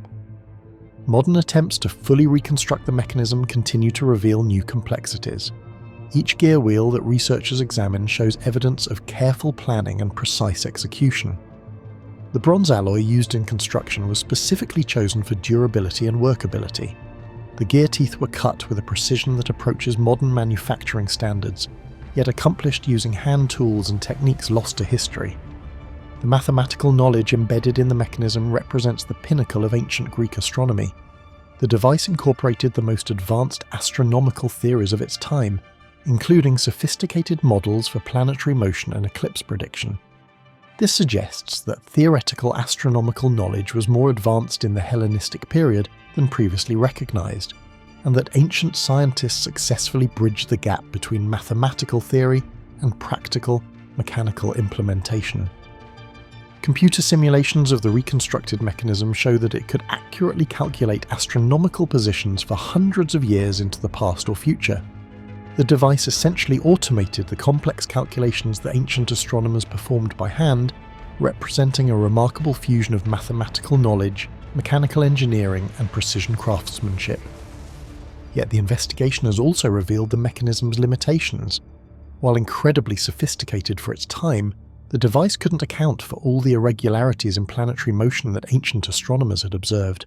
Some astronomical cycles were approximated rather than calculated with complete accuracy. This suggests that even the most advanced ancient technology operated within the constraints of contemporary scientific knowledge. The ongoing investigation continues to uncover new details about both the mechanism's construction and its astronomical functions.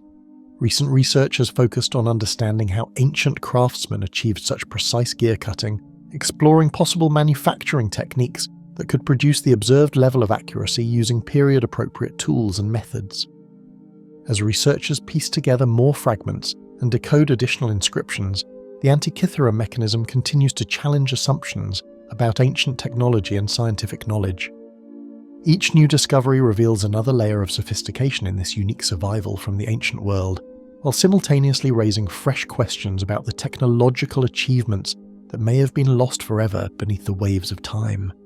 Stonehenge. Every summer morning just before dawn, thousands of people gather on Salisbury Plain in southern England to witness something that has been happening for over 4,000 years. As the sun rises on the summer solstice, its first rays shine directly through the ancient stone archway of Stonehenge, illuminating the monument's central altar stone with perfect precision. This moment connects us to our ancestors in a way that few archaeological sites can match, yet it only deepens the mystery of what Stonehenge truly represents. Standing alone on the vast Salisbury Plain, Stonehenge appears deceptively simple from a distance. 30 massive sarsen stones arranged in a circle, with enormous horizontal lintels connecting them like a crown. Inside this outer ring, 5 towering trilithons form a horseshoe shape. They're paired vertical stones supporting horizontal capstones that frame specific views of the landscape. Scattered among these giants are the smaller blue stones, dozens of them arranged in their own inner circle and horseshoe pattern. But Stonehenge is far from unique in the ancient world. Across the globe, prehistoric peoples built stone circles with remarkable consistency, suggesting either shared knowledge or parallel development of similar ideas. The British Isles alone contain over 1,300 stone circles, from the massive complex at Avebury just 20 miles north of Stonehenge, to the intimate ring of Brodgar in Scotland's Orkney Islands. Avebury dwarfs Stonehenge in sheer scale, encompassing an area 15 times larger. Its outer stone circle originally contained nearly 100 massive sarsen stones, some weighing over 40 tons.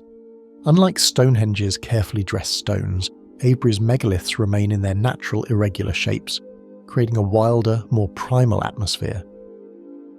The entire village of Avebury sits within the ancient circle, with roads cutting through the prehistoric monument and houses built from stones that may once have been part of the original structure.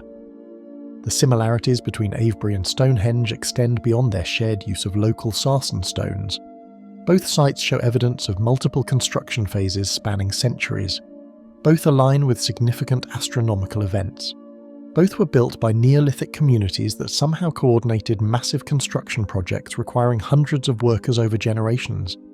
Yet their differences are equally striking, suggesting distinct purposes or evolution of ideas over time.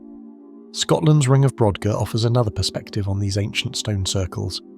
Built around 2500 BCE on a narrow strip of land between two lakes, the monument originally contained 60 stones arranged in a perfect circle.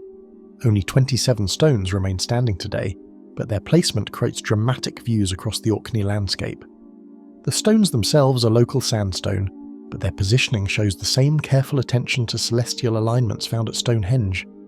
What sets the Ring of Brodgar apart is its integration with an entire landscape of Neolithic monuments. The nearby stones of Stennes, the chambered tomb of Maeshove, and the village of Skara Brae create a prehistoric ritual complex that rivals Stonehenge in scope and sophistication. This suggests that stone circles weren't isolated monuments, but parts of larger sacred landscapes where ancient communities gathered for ceremonies, trade, and social interaction. Moving beyond Britain, similar stone circles appear across Europe with intriguing variations. The Carnac alignments in Brittany contain over 3,000 standing stones, arranged in parallel rows stretching for miles across the French countryside. These aren't circles, but vast linear arrangements that may have served as processional ways or astronomical calculators. The megaliths of Karnak predate Stonehenge by over 1,000 years, yet they show the same precision in placement and apparent connection to celestial observations. In Sweden, the ship-shaped stone settings called Ailes stones create monuments that echo Stonehenge's astronomical alignments while taking completely different forms. 59 massive boulders arranged in the outline of a ship point toward the sunrise at summer solstice and sunset at winter solstice. Built around 600 CE, much later than most other megalithic sites, Ailes stone suggests that the impulse to mark celestial events with massive stone monuments persisted across millennia. Even more intriguing are the stone circles found far from Europe's megalithic heartland. The Rukam el Hiri in the Golan Heights consists of 5 concentric stone circles with walls up to 8 feet high. Dating to around 3000 BCE, this Middle Eastern monument shows no direct cultural connection to European stone circles, yet its astronomical alignments and circular design suggest universal human responses to the need for marking time and space. What makes Stonehenge unique among this global family of stone circles is not just its fame, but its specific combination of features that set it apart from all other monuments. The massive trilithons with their precisely fitted horizontal lintels represent an engineering achievement unmatched at other stone circle sites. The careful shaping and dressing of the sarsen stones shows a level of craftsmanship that goes far beyond the rough megaliths found at most other circles. Most remarkably, Stonehenge incorporates 2 completely different types of stone from sources hundreds of miles apart. The huge sarsen stones came from the Marlborough Downs, about 25 miles to the north. Recent research has pinpointed their likely source to westwards, where similar sarsen stones still litter the landscape. These massive blocks, some weighing up to 50 tons, had to be transported across valleys, rivers and hills using only the technology available to Neolithic peoples. The smaller bluestones present an even greater mystery. These distinctive igneous rocks originated in the Preseli Hills of southwestern Wales, nearly 200 miles from Stonehenge. Geologists have identified several specific outcrops where the bluestones were quarried, including Carn Godog and Craig Rossi Phelan. The transport of these stones, while individually smaller than the sarsens, represents an enormous undertaking that suggests Stonehenge held significance far beyond its local region. No other stone circle combines materials from such distant sources. Avebury uses only local sarsen stones. The Ring of Brodgar employs sandstone from nearby Orkney quarries. Even the impressive monuments at Carnac utilise local granite. Stonehenge's builders made a conscious decision to incorporate materials from specific locations hundreds of miles away, suggesting these distant stones held special significance worth the enormous effort required to transport them. The construction methods at Stonehenge also set it apart from other stone circles. While most megalithic monuments consist of single standing stones, Stonehenge's trilithons required lifting massive horizontal lintels 30 feet above the ground and securing them to vertical supports using sophisticated joinery techniques. The lintels feature mortise and tenon joints, with protruding knobs on top of the vertical stones fitting into holes carved in the horizontal lintels. This woodworking technique adapted to stone shows remarkable innovation and planning. The sequence of construction at Stonehenge reveals another unique aspect of the monument. Unlike most stone circles, which appear to have been built in single construction campaigns, Stonehenge evolved over more than 1,500 years. The first phase, around 3100 BCE, consisted of a circular earthwork ditch and bank. The famous stone structures we see today weren't added until around 2500 BCE, and the monument continued to be modified and used until approximately 1600 BCE. This extended construction timeline sets Stonehenge apart from other megalithic sites and suggests it held enduring significance across many generations. The builders weren't just creating a monument for their immediate needs, but participating in a multi-generational project that connected them to their ancestors and descendants. Each phase of construction built upon earlier work while adding new elements and meanings. The astronomical alignments at Stonehenge, while not unique among stone circles, show a precision and complexity that distinguish it from most other sites. The main axis of the monument aligns with the sunrise at summer solstice and sunset at winter solstice, creating the dramatic lighting effects still witnessed today. But recent research has revealed more subtle alignments throughout the structure, suggesting the builders incorporated multiple celestial cycles into their design. The station stones at Stonehenge may have been used to track the 18-year lunar cycle, allowing prediction of eclipses and other significant celestial events. The 4 station stones form a rectangle around the main stone circle, with sightlines that align with the moon's maximum and minimum rising and setting positions. This level of astronomical sophistication appears at few other megalithic sites, and suggests Stonehenge may have functioned as a prehistoric observatory or calendar. Archaeological evidence from Stonehenge also reveals patterns that distinguish it from other stone circles. The surrounding landscape contains hundreds of burial mounds, or barrows, concentrated around the monument in greater density than at any other megalithic site.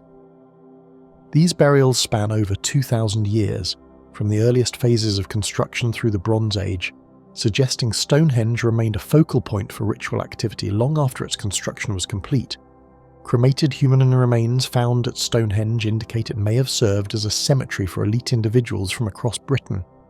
Isotope analysis of teeth from buried individuals shows some came from as far as Scotland and Wales, suggesting Stonehenge drew people from across the British Isles.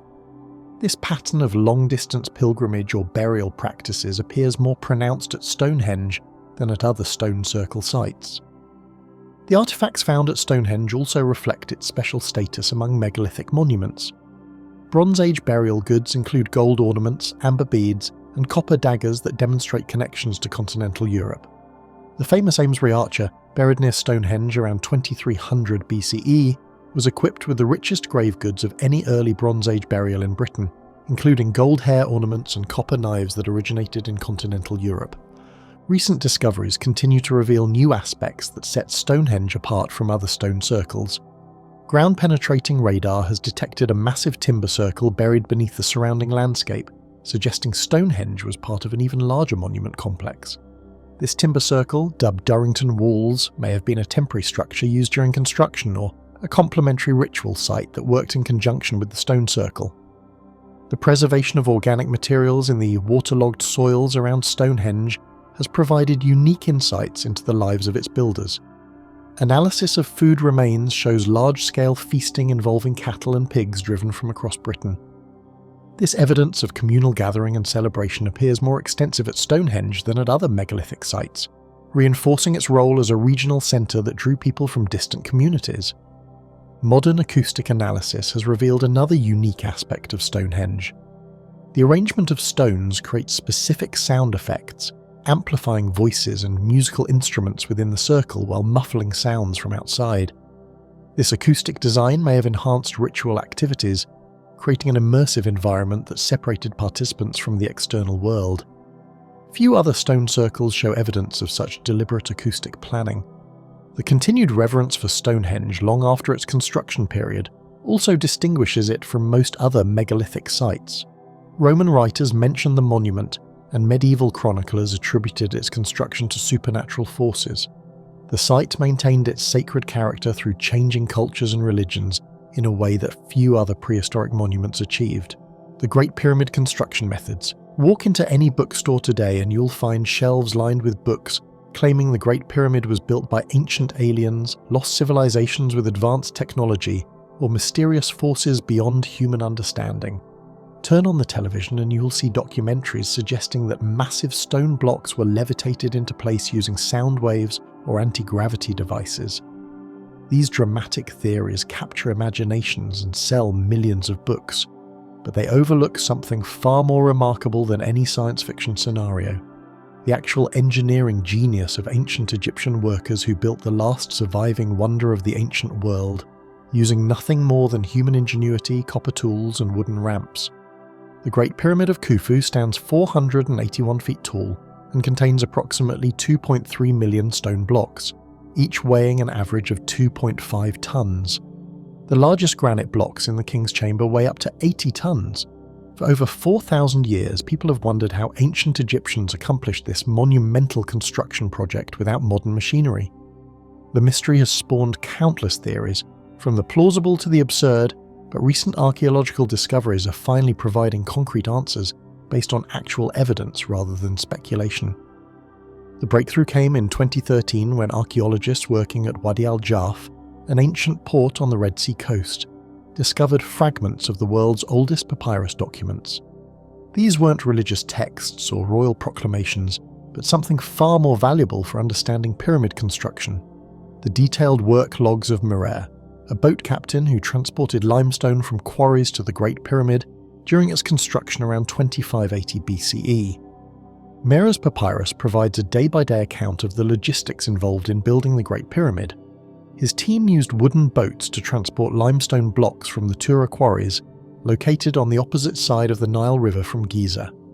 The papyrus records the movement of specific quantities of stone, the organization of work crews, and the coordination required to keep construction materials flowing to the pyramid site. This isn't speculation about how the pyramid might have been built, but actual documentation written by people who built it. The papyrus reveals that pyramid construction was a massive state enterprise involving thousands of workers organized into highly specialized crews. Recent excavations around the Great Pyramid have uncovered the remains of workers' villages that house the pyramid builders. These aren't the temporary camps you might expect, but substantial settlements with bakeries, breweries, and housing for several thousand people. The skeletal remains found in workers' cemeteries show that these people received medical care, proper nutrition, and respectful burial, indicating they were valued workers rather than disposable slaves. Contrary to popular myths about alien intervention or lost technology, the tools found at pyramid construction sites are exactly what you would expect from the ancient Egyptian toolkit. Archaeologists have recovered copper chisels, wooden mallets, rope fragments, and limestone hammers used to shape and move the massive blocks. Critics often claim that copper tools were too soft to cut limestone and granite. Therefore, ancient Egyptians must have possessed some lost technology. But experimental archaeology has proven this wrong. Modern stoneworkers using replica copper tools and ancient techniques can efficiently cut limestone blocks through repeated impact and constant resharpening. The quarrying process was sophisticated but entirely achievable with period technology. Workers used copper tools to cut channels around limestone blocks, then inserted wooden wedges into the channels. When the wedges were soaked with water, they expanded and split the stone along predetermined lines. This technique allowed precise control over block size and shape, explaining how pyramid builders achieved such remarkable consistency in their construction materials. Moving the massive blocks from quarry to pyramid presented a different challenge, but again one that ancient Egyptians solved through intelligent engineering rather than mysterious technology. The blocks were loaded onto wooden sledges and dragged across prepared roadways. Recent experiments have shown that teams of 20 to 30 men could move 2-ton blocks using this method, especially when the roadways were lubricated with water or oil to reduce friction. The recent discovery of a ramp system at the pyramid site has finally resolved one of the longest-standing debates about pyramid construction. For decades, archaeologists argued about whether builders used straight ramps, spiral ramps, or internal ramps to raise blocks to the upper levels. Ground-penetrating radar and detailed mapping have now revealed evidence of both external and internal ramp systems working together.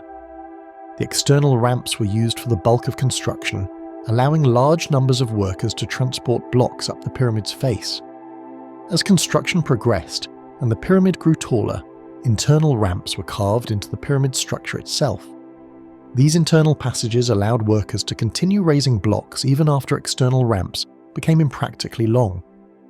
The combination solved the logistical challenges of high-elevation construction without requiring any technology unavailable to ancient Egyptians. The precision of pyramid construction, often cited as evidence of alien intervention, actually demonstrates the sophistication of ancient Egyptian mathematics and surveying techniques. The Great Pyramid's base is level to within just 2.1 centimeters, an achievement that reflects careful planning and skilled execution rather than supernatural assistance. Ancient Egyptian surveyors used plumb bobs, measuring rods, and sighting instruments to achieve this precision. The alignment with cardinal directions, accurate to within 3/60ths of a degree, represents another achievement often attributed to lost technology. But ancient Egyptians were skilled astronomers who regularly used stellar observations for religious and practical purposes. They could determine true north by observing the circumpolar stars, a technique that doesn't require advanced instruments, just careful observation and mathematical calculation. Even the most impressive aspects of pyramid construction become understandable when examined through organised human labour, rather than mysterious technology. The massive granite blocks in the King's Chamber were transported from Aswan quarries over 500 miles away, using sophisticated river transport systems. The blocks were quarried using the same wedge-splitting techniques, loaded onto specially constructed barges, and floated down the Nile during flood season when water levels were highest. The speed of construction becomes reasonable when you understand the scale of the workforce and organisation efficiency. With several thousand workers labouring year-round for approximately 20 years, the Great Pyramid represents an impressive but achievable construction project. Modern calculations suggest that teams could easily place the required number of blocks per day to complete the pyramid within the known timeline. Archaeological evidence continues to support the conclusion that the Great Pyramid was built through human engineering rather than mysterious technology. Tool marks on stones match patterns created by copper chisels. Ramp remnants show wear patterns consistent with sledge transport. Worker settlements contain broken tools, food remains, and evidence of various crafts necessary to support pyramid building. The discovery of Mero's papyrus has been particularly important in countering alternative theories. The matter-of-fact tone of the work logs, with detailed records of daily tasks and material transport, provides a human perspective on what was essentially a massive public works project. There's no mention of alien technology or levitation devices, just careful coordination of human labour and resources on an unprecedented scale. The persistence of alternative theories about pyramid construction often reflects underestimation of ancient human capabilities rather than genuine mysteries requiring supernatural explanations. When we examine the evidence objectively, the Great Pyramid emerges as a testament to human ingenuity, organisation, and determination rather than proof of lost technology or alien intervention. The real mystery isn't how the pyramid was built, but how ancient Egyptian society developed the social organisation, mathematical knowledge, and engineering skills necessary to coordinate such an enormous project. The pyramid represents the culmination of centuries of architectural experimentation, each project building on lessons learned from previous attempts. Understanding the true methods of pyramid construction doesn't diminish the achievement of ancient Egyptian builders. If anything, recognizing their accomplishment as the product of human intelligence and effort makes it more impressive than attributing it to fictional alien assistance. The Great Pyramid stands as proof that extraordinary things are possible when human societies commit resources, knowledge, and determination to ambitious goals. As new archaeological discoveries continue to emerge from the pyramid site, they consistently support the conclusion that this wonder of the ancient world was built through human engineering rather than supernatural intervention. Each tool fragment, each work log, each skeletal remain adds to our understanding of the remarkable people who dedicated their lives to creating something that would inspire wonder and speculation for over 4,000 years. The Indus Valley Script.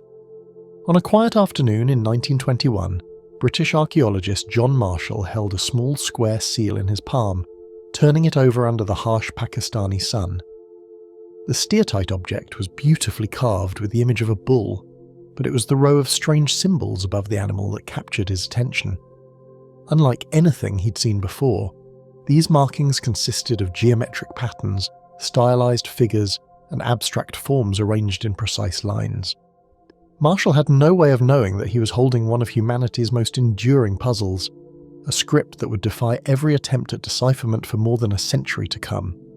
This tiny seal represented the written legacy of the Indus Valley civilization, one of the world's earliest urban societies that flourished along the banks of the Indus River from 2600 to 1900 BC.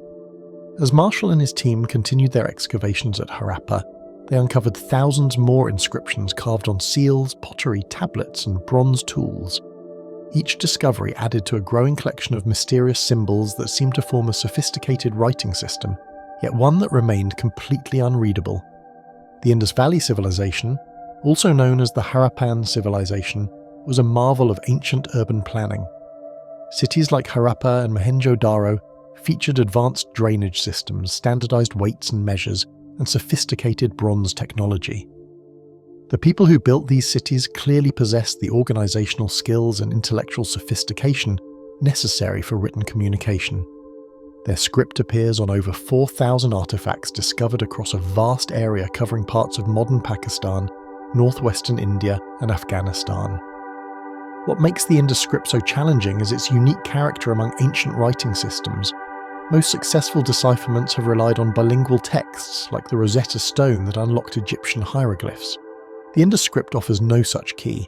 Every inscription is written solely in the mysterious symbols, with no translation into any known language. The civilization that created it disappeared completely, leaving no direct descendants who might have preserved knowledge of the writing system.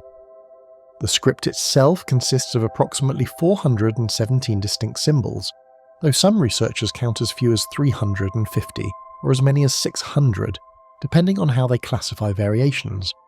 These range from simple geometric shapes like lines and circles to complex pictographic symbols depicting humans, animals, and objects. Some symbols appear frequently, appearing on many different inscriptions, while others are rare and found on only a handful of artifacts. Perhaps most frustrating for researchers is the brevity of Indus inscriptions. The average text contains only 5 symbols, with the longest known inscription containing just 26 symbols. This creates a statistical nightmare for cryptographers and linguists who typically require longer text to identify patterns and grammatical structures. It's like trying to learn a language from a collection of business cards and product labels. The writing direction adds another layer of complexity. Most scholars believe the script was written from right to left, based on the spacing and arrangement of symbols. However, some inscriptions appear to be written left to right, and others may use a boustrophedon pattern, alternating direction with each line. This inconsistency suggests either that the writing system was still evolving, or that different conventions existed for different types of texts. Attempts to decipher the Indus script have produced a remarkable variety of theories. Some researchers, led by Finnish scholar Asko Parpala, argue that the underlying language was an early form of Dravidian, related to modern Tamil and other South Indian languages. Parpala has spent decades analysing symbol patterns and frequencies, proposing that many signs represent syllables rather than complete words. His work suggests that the script was used primarily for recording economic transactions and personal names. Indian archaeologist Iravatham Mahadevan has also championed the Dravidian theory, but with different interpretations of individual symbols. Mahadevan's analysis focuses on the most common symbol combinations, which he believes represent titles, professions, or clan names. He argues that the brief nature of most inscriptions reflects their function as seals and tags used in trade and administration. Other scholars have proposed radically different approaches. Some suggest the script represents an Indo-European language, possibly an ancestor of Sanskrit. This theory gained attention when researchers claimed to identify cognates with early Vedic terms. However, the linguistic evidence remains highly disputed, with critics arguing that the proposed connections are too speculative to be convincing. A more controversial theory suggests that the Indus symbols don't represent a true writing system at all. Researchers Steve Farmer, Richard Sproat, and Michael Witzel have argued that the symbols are merely decorative or ritualistic marks, similar to heraldic emblems or religious symbols. They point to the short length of inscriptions and the repetitive nature of many symbol combinations as evidence that the system lacks the complexity necessary for recording language. This debate highlights fundamental questions about what constitutes writing. The Indus symbols clearly follow consistent patterns and appear to convey information, but whether that information represents spoken language remains uncertain. Modern scholars distinguish between true writing systems, which can record any utterance in a language, and simpler symbol systems that convey only limited types of information. Computer-assisted analysis has brought new tools to the decipherment effort. Researchers have used statistical methods to analyze symbol patterns, frequencies, and distributions across different sites. These studies have revealed interesting patterns, such as the fact that certain symbols almost always appear in specific positions within inscriptions. However, computational analysis has also revealed the statistical limitations of the Indus corpus, confirming that the available texts may be too brief and repetitive for traditional decipherment methods. The comparison with other ancient scripts reveals both similarities and crucial differences. Like Egyptian hieroglyphs and Mesopotamian cuneiform, the Indus script appears to combine pictographic and abstract elements. However, unlike these successfully deciphered systems, it lacks the contextual clues that come from longer texts, multilingual inscriptions, or known historical events. The Maya script, which was deciphered in the 20th century, benefited from surviving Maya languages and extensive ethnographic knowledge about Maya culture. Recent discoveries have added new pieces to the puzzle without necessarily bringing clarity. Excavations at Dholavira in India have revealed large-scale Indus inscriptions on what appears to be a public signboard. These symbols, much larger than typical seal inscriptions, suggest that the script was used for public communication, not just private record-keeping. However, even these larger inscriptions remain tantalizingly brief. Archaeological evidence has also revealed the geographic and temporal extent of the script's use. Indus symbols appear consistently across the civilization's territory, from the Arabian seacoast to the foothills of the Himalayas. This standardization suggests a unified cultural system, yet regional variations in symbol forms hint at local dialects or evolutionary changes over time. The script appears to have been in use for several centuries, long enough for natural linguistic change to occur. The civilizational context provides both clues and complications for decipherment efforts.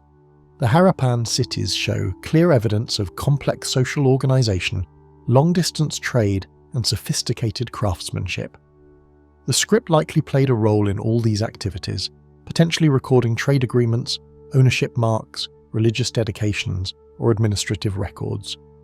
However, without understanding the social and political structures of Harappan society, interpreters lack the cultural framework that has proven essential for deciphering other ancient scripts. Modern technology continues to reveal new aspects of the inscriptions. High-resolution photography and 3D scanning have uncovered previously invisible details on weathered artifacts. Chemical analysis has revealed information about the materials and techniques used to create the inscriptions. Digital databases now allow researchers worldwide to collaborate on pattern recognition and statistical analysis. The mystery of the Indus script represents more than just an intellectual challenge. Its decipherment would unlock direct access to the thoughts and words of one of humanity's earliest urban civilizations. We would learn about their religious beliefs, social structures, economic systems, and daily lives in their own words, rather than through archaeological inference alone. The script holds the key to understanding how these ancient people saw themselves and their world. As research continues, new theories and methodologies emerge regularly. Machine learning algorithms are being trained to recognize patterns in the symbol sequences. Genetic studies of modern populations are providing insights into the ancestry and migrations of ancient peoples. Climate research is revealing the environmental pressures that may have influenced Harappan society and its eventual decline. Roman self-healing concrete. The hammer struck with a sharp crack, sending fragments of ancient concrete spiraling to the laboratory floor. Professor Admir Masik at MIT carefully collected the pieces, each one a fragment from a 2,000-year-old Roman structure that had withstood earthquakes, floods, and the relentless march of time. Under his electron microscope, these seemingly ordinary chunks revealed something extraordinary. Bright white specks scattered throughout the grey matrix like stars in a night sky. For centuries, engineers had dismissed these white inclusions as impurities or signs of sloppy mixing. They had no idea they were looking at one of the most sophisticated engineering innovations in human history. The legend of Roman concrete has captivated builders and engineers for generations. Stories tell of an immortal material that grew stronger with age, defying the natural laws of decay that govern all human construction. Medieval chroniclers wrote of Roman structures that seemed blessed by the gods themselves, immune to the ravages of time that claimed all other buildings. Renaissance architects studied the ruins of the Pantheon and Colosseum with wonder and frustration, unable to comprehend how these ancient monuments continued to stand while their own constructions crumbled within decades. Popular myths have painted Roman concrete as an almost magical substance. Some legends claim the Romans possessed secret knowledge given to them by divine intervention. Others suggest they discovered a formula so perfect that it surpassed anything modern science could create. Tourist guides in Rome still perpetuate stories of indestructible Roman cement that was somehow lost to history, leaving us with inferior modern alternatives that require constant repair and replacement. The reality behind Roman concrete is far more fascinating than the myths, though no less remarkable. For over a century, scientists assumed they understood the secret behind Roman concrete's extraordinary durability. The standard explanation pointed to pozzolan volcanic ash from deposits near Naples as the key ingredient. This volcanic material, when mixed with lime and water, creates a hydraulic cement that can harden underwater and resist chemical attack. Researchers believed this pozzolan was simply a superior aggregate material that modern concrete lacked. This volcanic ash theory seemed to explain everything. The Romans had access to vast deposits of pozzolan from Mount Vesuvius and other volcanic regions of Italy. They clearly understood its properties and used it extensively in their construction projects. When the Roman Empire fell and knowledge of these techniques was lost, builders reverted to inferior lime mortars that lacked the volcanic component. It was a neat, logical explanation that satisfied engineers and historians for generations. However, this theory had troubling gaps that careful observers couldn't ignore. If volcanic ash was truly the secret, why couldn't modern engineers simply add pozzolan to concrete and achieve the same results? Attempts to recreate Roman concrete using volcanic ash produced materials that were certainly durable, but they lack the extraordinary longevity of authentic Roman structures. Moreover, chemical analysis revealed that Roman concrete contained other components that didn't fit the simple volcanic ash narrative. The breakthrough came when researchers began examining those mysterious white specks that peppered Roman concrete samples. For decades, scientists had assumed these lime clasts were evidence of poor quality control, chunks of unburned lime that indicated sloppy mixing or inadequate preparation.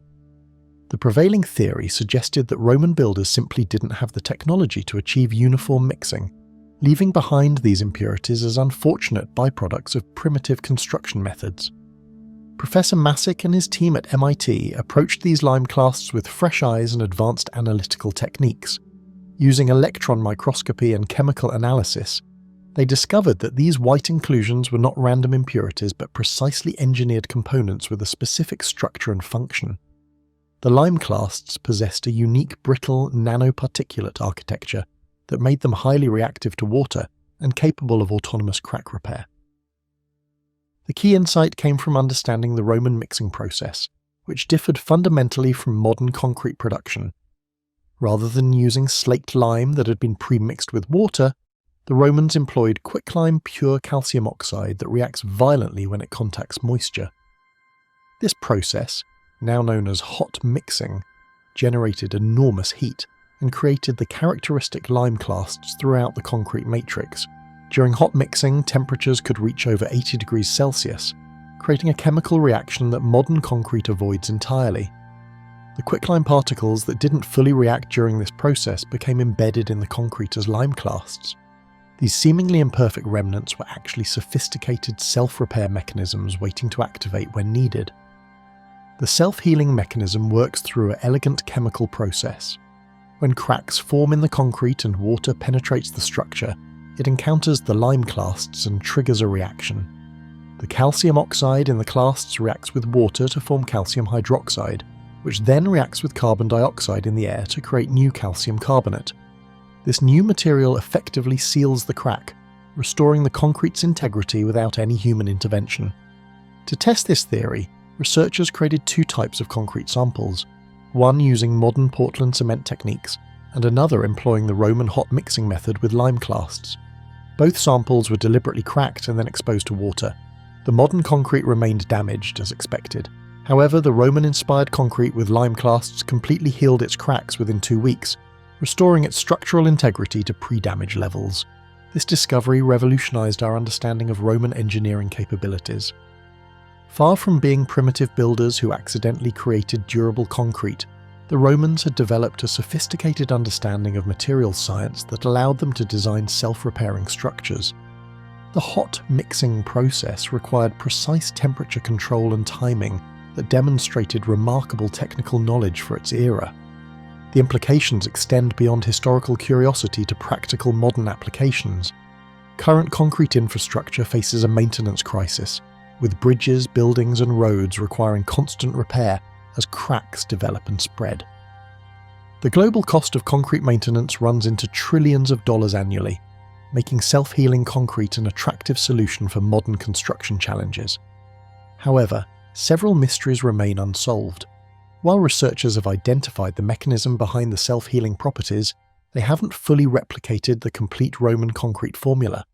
The exact proportions of ingredients, the specific mixing procedures, and the optimal curing conditions all remain subjects of ongoing investigation. Some Roman structures demonstrate properties that current recreations cannot match. Archaeological evidence suggests that Roman concrete formulations varied significantly based on intended use and local materials. Underwater structures use different mixtures than buildings, and concrete in different regions of the empire showed distinct chemical signatures. This indicates that Roman engineers possessed a sophisticated understanding of how to tailor concrete properties for specific applications. The role of other ingredients beyond lime and pozzolan continues to puzzle researchers. Some Roman concrete samples contain traces of blood, eggs, or other organic materials that may have served specific functions in the curing process. Animal proteins could have acted as water-reducing agents or air-entraining additives, while organic acids might have influenced the chemical reactions during setting. Modern attempts to commercialize self-healing concrete face significant economic and practical challenges. The hot mixing process requires specialized equipment and careful temperature control that increase production costs. The lime clasts that provide healing capability also reduce the concrete's initial strength, requiring thicker sections to achieve equivalent load-bearing capacity. Environmental factors also played a role in Roman concrete's success that modern applications must consider. The Mediterranean climate provided ideal conditions for the slow carbonation process that strengthened Roman concrete over time. Modern structures face different environmental stresses, including freeze-thaw cycles, acid rain, and chemical pollution that Roman buildings never encountered. The search for Roman concrete's secret has revealed fundamental differences in how ancient and modern engineers approached material design. Roman builders designed concrete as a living system that would continue to evolve and strengthen over centuries of use. Modern concrete is engineered for predictable performance over a defined service life, with replacement rather than self-repair as the expected end state. Recent discoveries continue to challenge our understanding of Roman engineering capabilities. Advanced imaging techniques have revealed complex internal structures in Roman concrete that suggest deliberate architectural design at the microscopic level. The arrangement of aggregates, the distribution of lime clasts, and the orientation of crystalline structures all appear to follow patterns that optimize long-term performance. The Yonaguni monument. The case file reads like something from a science fiction thriller. On March 31, 1986, diving instructor Kihachiro Aratake was searching for hammerhead sharks in the crystal-clear waters off Yonaguni Island, Japan's westernmost point. As he descended to about 25 meters below the surface, something extraordinary emerged from the blue depths. Massive stone terraces stretched before him, arranged in perfect geometric patterns that seemed to defy nature itself. Step-like formations rose from the seafloor, their edges sharp and precise, creating what appeared to be an enormous underwater temple or monument. For over 30 years, this discovery has sparked one of archaeology's most contentious debates. Is the Yonaguni monument evidence of an ancient civilization lost to rising seas, or simply an unusual natural rock formation carved by geological processes? The answer depends entirely on who you ask, and the experts remain divided in ways that would make a courtroom drama seem tame. Before examining the evidence, it's important to understand the legends that have grown around this underwater mystery. Popular mythology has transformed Yonaguni into Japan's Atlantis, a sunken city from an advanced prehistoric civilization that possessed architectural knowledge rivaling modern engineering. These stories paint vivid pictures of ancient Japanese architects who somehow created massive stone pyramids that were later swallowed by catastrophic floods at the end of the last ice age. New Age websites and alternative history books have embellished the tale further, claiming the monument contains hieroglyphic inscriptions, hidden chambers, and astronomical alignments that prove its artificial origin. Some theorists suggest connections to lost civilizations like Lemuria or Mu, ancient continents that allegedly sank beneath the Pacific Ocean thousands of years ago. These romantic narratives have captured public imagination but often stray far from the actual evidence underwater. The investigation begins with the structure itself. The Yonaguni monument consists of sandstone and mudstone formations arranged in terraced levels, with the main structure measuring approximately 150 metres long, 40 metres wide, and 27 metres high. The most striking features include perfectly straight edges, right-angle corners, and what appear to be carved steps, platforms, and even a road-like pathway leading to the structure. Dr. Masaki Kimura, a marine geologist from the University of the Ryukyus, has spent decades studying the monument and represents the strongest voice for artificial origin. Kimura has conducted over 100 dives at the site, meticulously measuring and documenting every detail.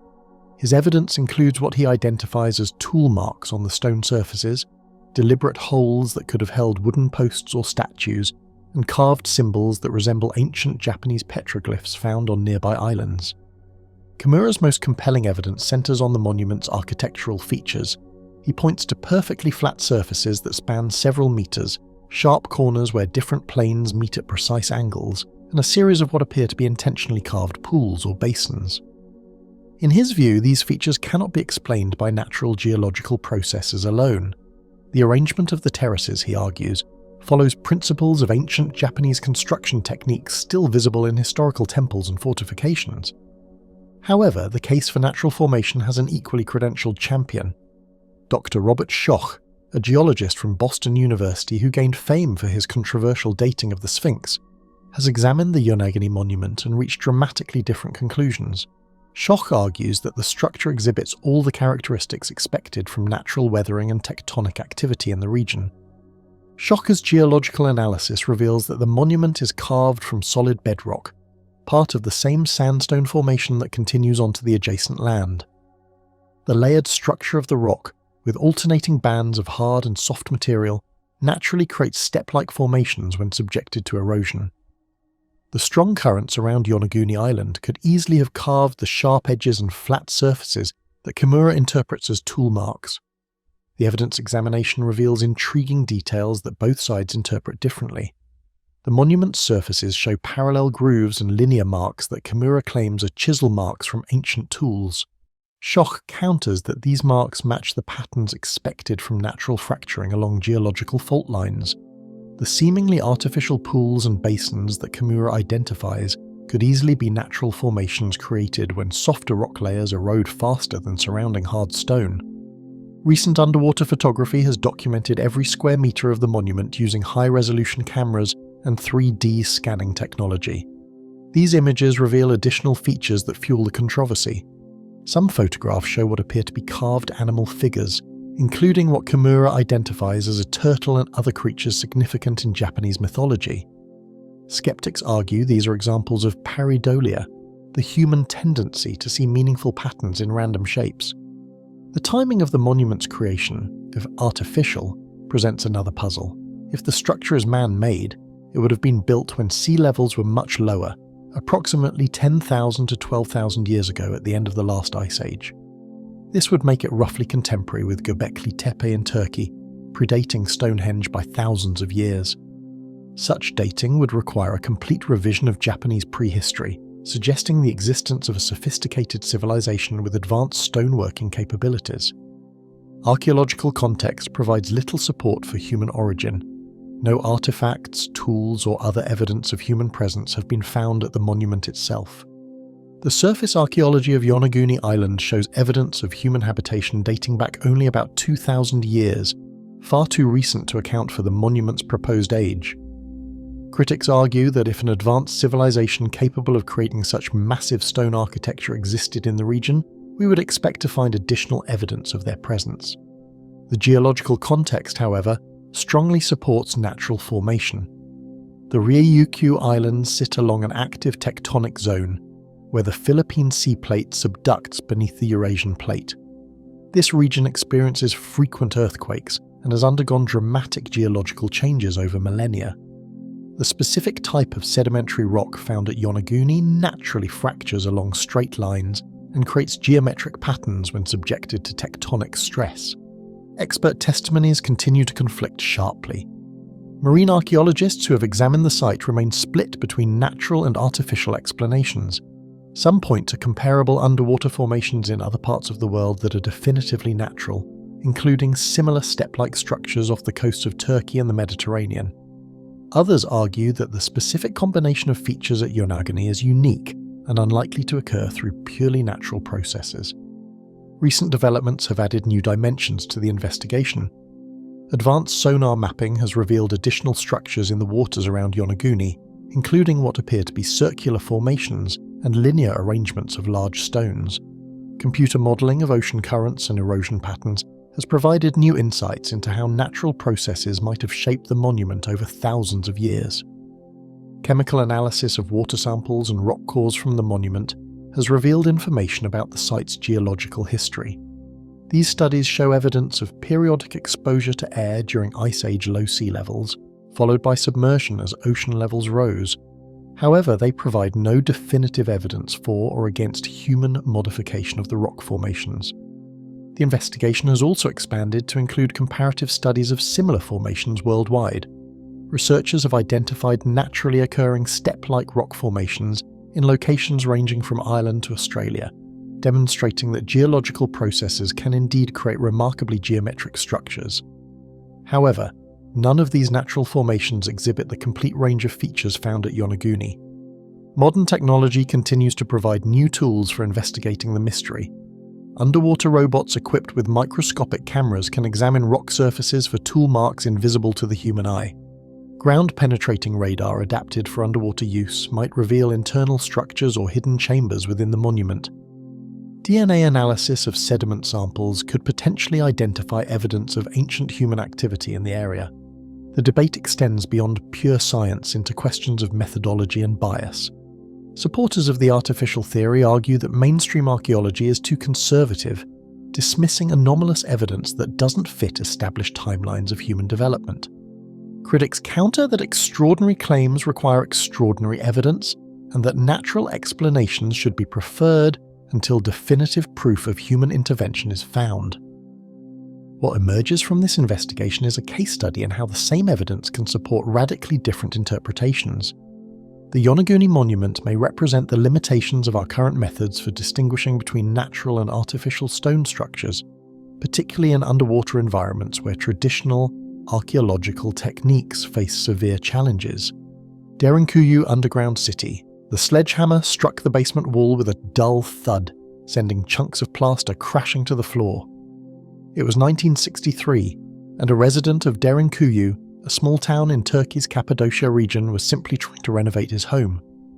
As the dust settled, he expected to see stone or dirt behind the broken wall. Instead, a cool breeze wafted from a dark opening that seemed to extend far beyond his flashlight's reach. What he had accidentally discovered was not just a hidden room, but the entrance to one of the most extraordinary architectural achievements in human history, an underground city that could house 20,000 people beneath the earth. The moment marked the rediscovery of a vast subterranean world that had been lost to time, its existence known only through whispered local legends and half-remembered stories. As archaeologists rushed to investigate the find, they uncovered a complex extending 85 meters below ground, with 18 distinct levels connected by a maze of tunnels, stairs, and ventilation shafts. This was not merely a cave system or primitive shelter, but a sophisticated underground metropolis with churches, stables, kitchens, wine cellars, and living quarters for thousands of inhabitants. The ancient origins of Derinkuyu stretch back over 2.5 millennia, beginning with the Phrygians who first carved into the soft volcanic rock of Cappadocia around the 8th and 7th centuries BC. The Phrygians, skilled Iron Age architects who ruled much of Anatolia, recognized the unique properties of the region's tough stone, soft enough to carve when freshly exposed, but hardening with time to create durable structures. They began the initial excavation work, creating the foundation levels that would support centuries of expansion. The geological foundation made such construction possible. Cappadocia sits atop layers of volcanic ash and rock deposited by ancient eruptions from nearby Mount Erciyes and Mount Hassan. This pyroclastic material, called tuff, could be carved with simple iron tools while remaining structurally sound. The Phrygians understood these properties and developed techniques for hollowing out rooms, corridors, and vertical shafts that would remain stable for millennia. Archaeological evidence suggests the early construction focused on storage areas and refuge spaces. The Phrygians faced constant threats from Cimmerian raiders and Assyrian armies, making secure underground hideouts essential for survival. These initial chambers were relatively simple affairs, large rooms for storing grain and supplies, connected by narrow passages that could be easily defended or blocked in times of danger.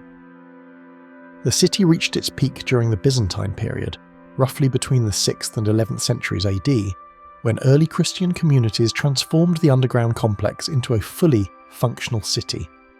This era saw the most intensive construction and expansion, as Christian inhabitants fleeing Arab raids during the Arab-Byzantine Wars sought permanent refuge in the depths. The Christians added churches, baptismal pools, confessionals, and religious schools, creating an underground parallel to the surface communities above. During this peak period, Derinkuyu functioned as a complete ecosystem.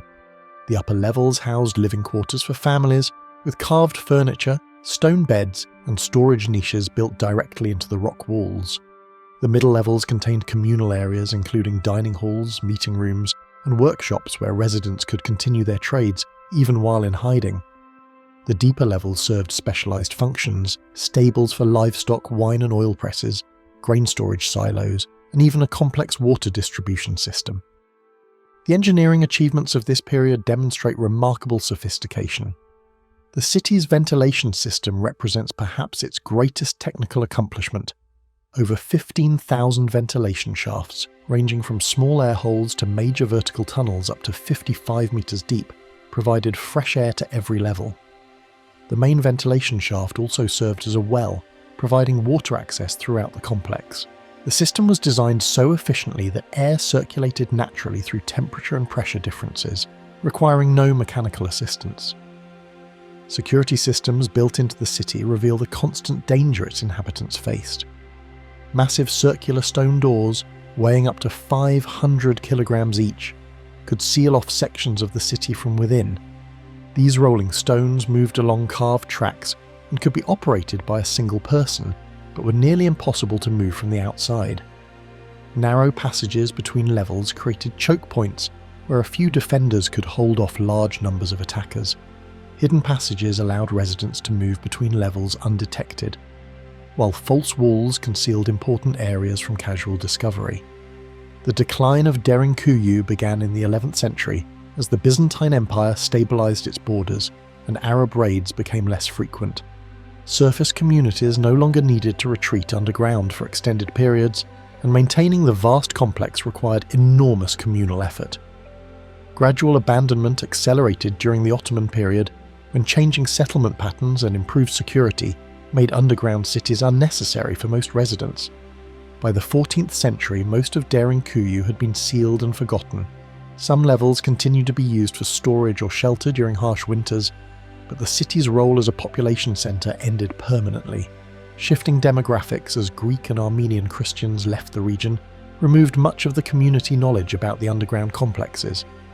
Local Turkish inhabitants were aware of caves and tunnels beneath their villages, but the full extent of the system remained unknown. The rediscovery in 1963 opened a new chapter in understanding this underground marvel.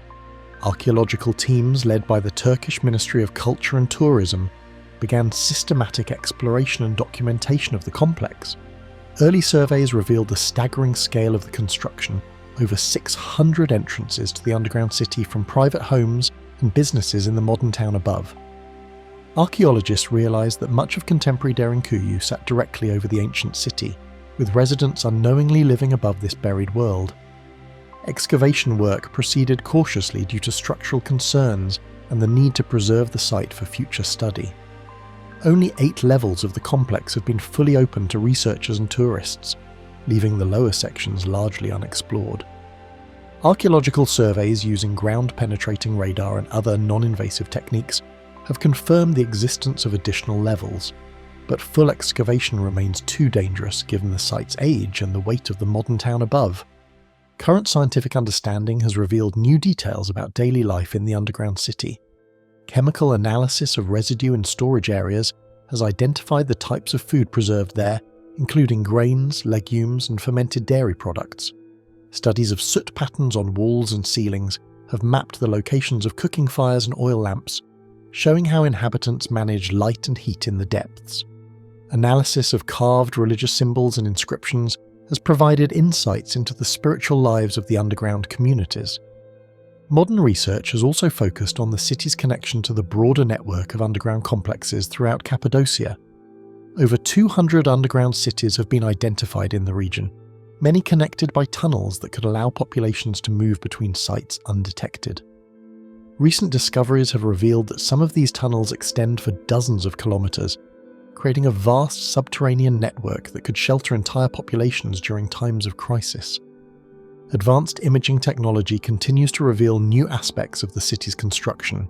3D laser scanning has created detailed maps of the complex, allowing researchers to understand the relationship between different levels and sections. Ground-penetrating radar has identified previously unknown chambers and passages, suggesting that significant portions of the city remain unexplored. Structural engineering analysis has confirmed the remarkable stability of the construction, with load-bearing calculations showing that the carved stone pillars and arches can support the weight above indefinitely. The implications for understanding ancient urban planning and engineering continue to unfold as research progresses. Derinkuyu demonstrates that sophisticated underground construction was possible with relatively simple tools and techniques.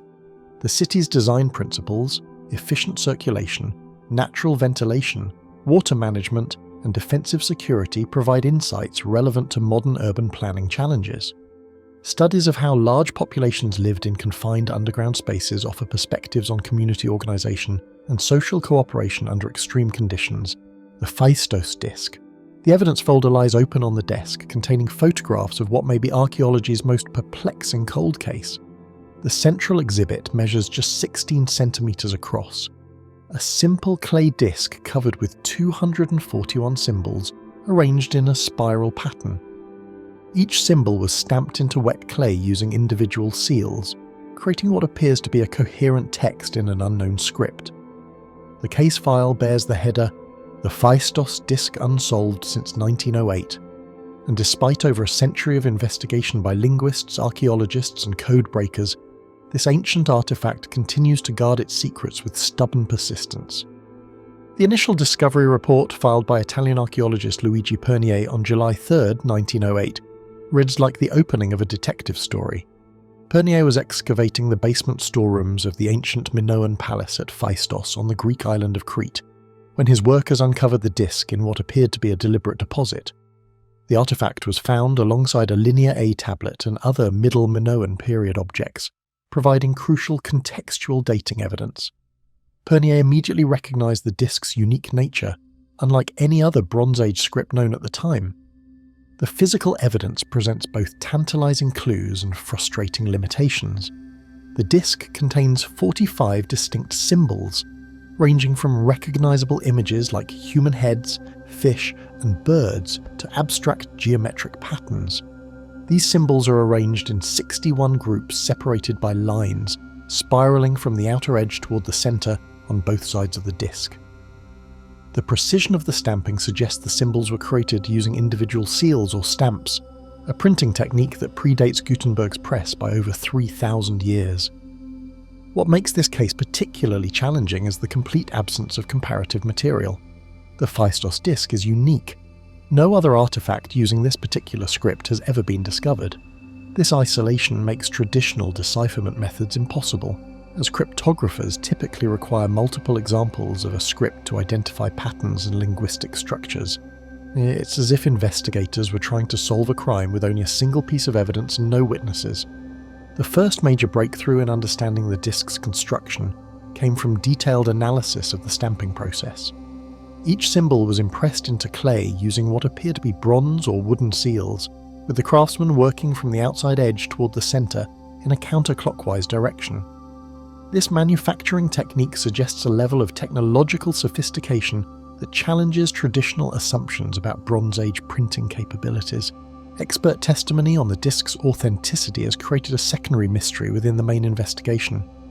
Dr. Jerome Eisenberg, a specialist in ancient art forgery, has argued forcefully that the disc is a modern fake created to fool archaeologists.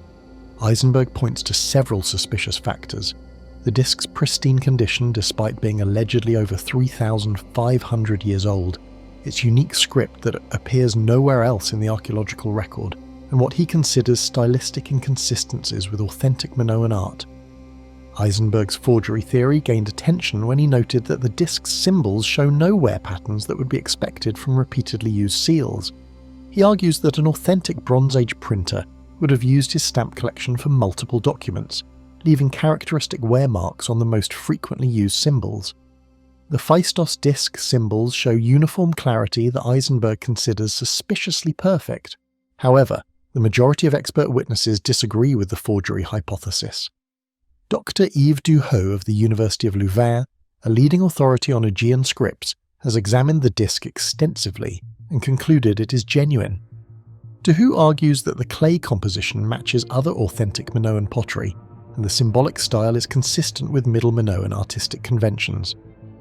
The disc's firing technique and patination patterns also support an ancient origin.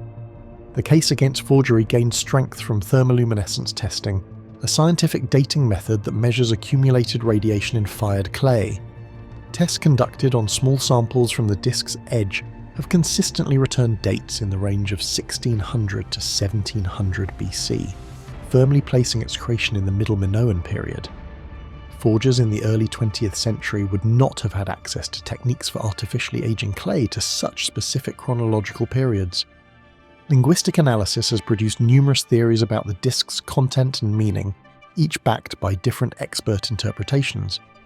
Dr. Asko Parpala, the Finnish scholar famous for his work on the Indus Valley script, has proposed that the Phaistos disc represents a syllabic writing system related to Linear A, the undeciphered Minoan script. Parpala's analysis suggests the symbols might represent syllables rather than individual letters or complete words. A competing theory comes from Dr. Gareth Owens of the Technological Educational Institute of Crete, who claims to have identified the disc as a religious hymn dedicated to a pregnant goddess. Owens argues that recurring symbol patterns represent ritual phrases or religious formulas, with the spiral arrangement indicating a ceremonial or mystical text.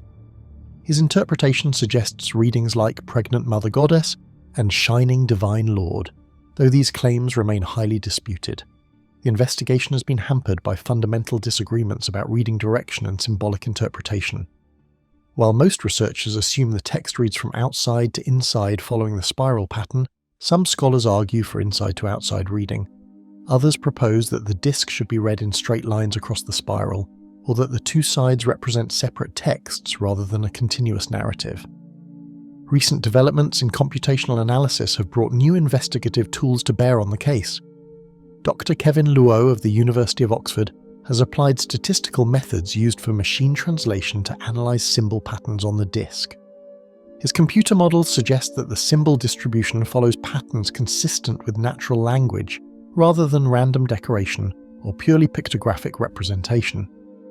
Advanced imaging technology has revealed previously invisible details about the disc's construction.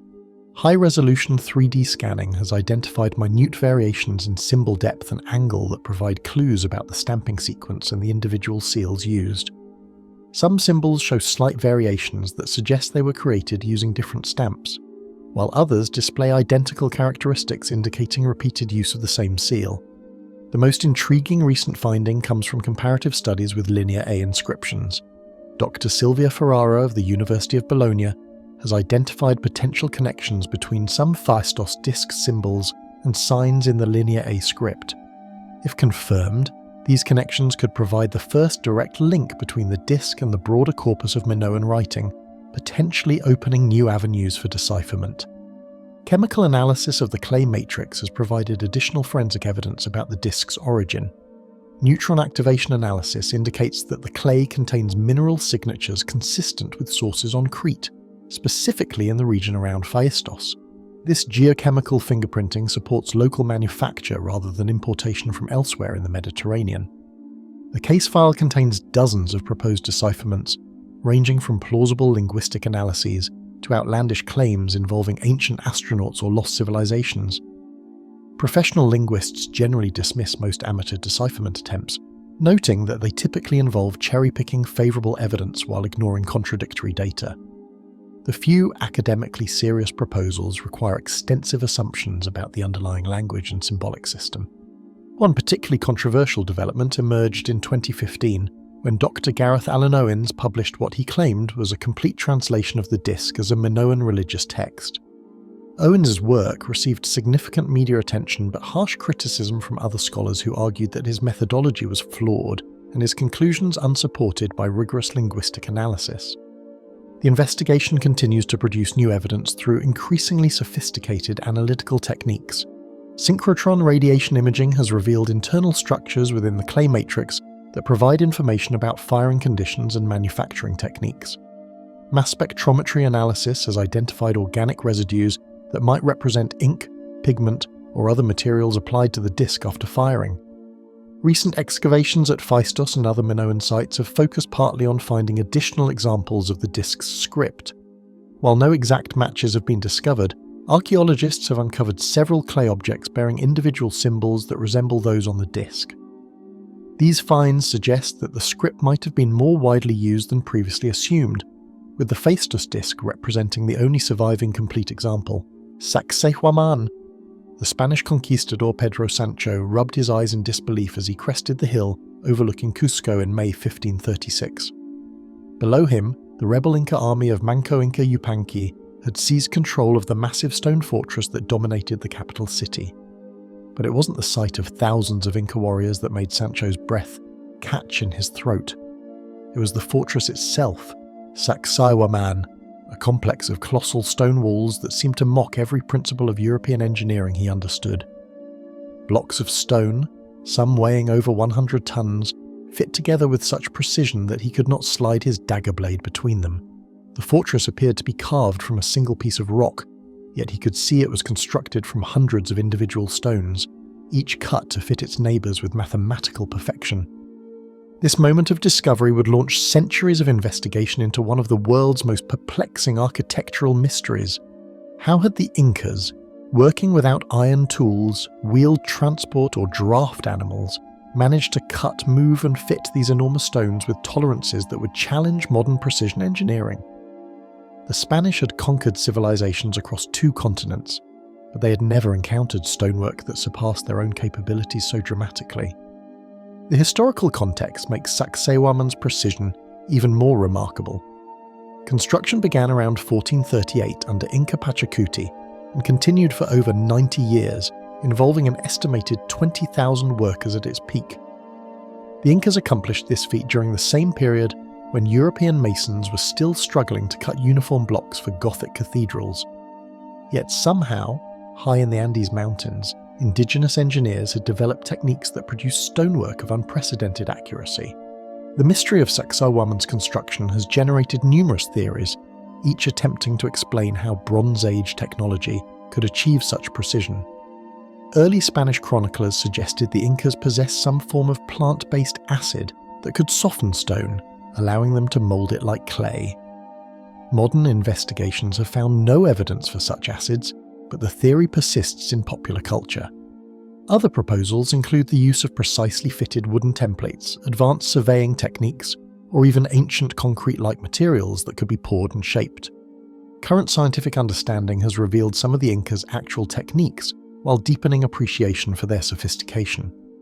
The stones were quarried from sites several kilometers away, using bronze tools and stone hammers, then shaped through a process of controlled fracturing along natural geological plains. The Incas understood that the local limestone and andesite could be split along predictable lines, allowing them to rough-cut blocks to approximate sizes before final fitting. The most challenging aspect remains the final fitting process.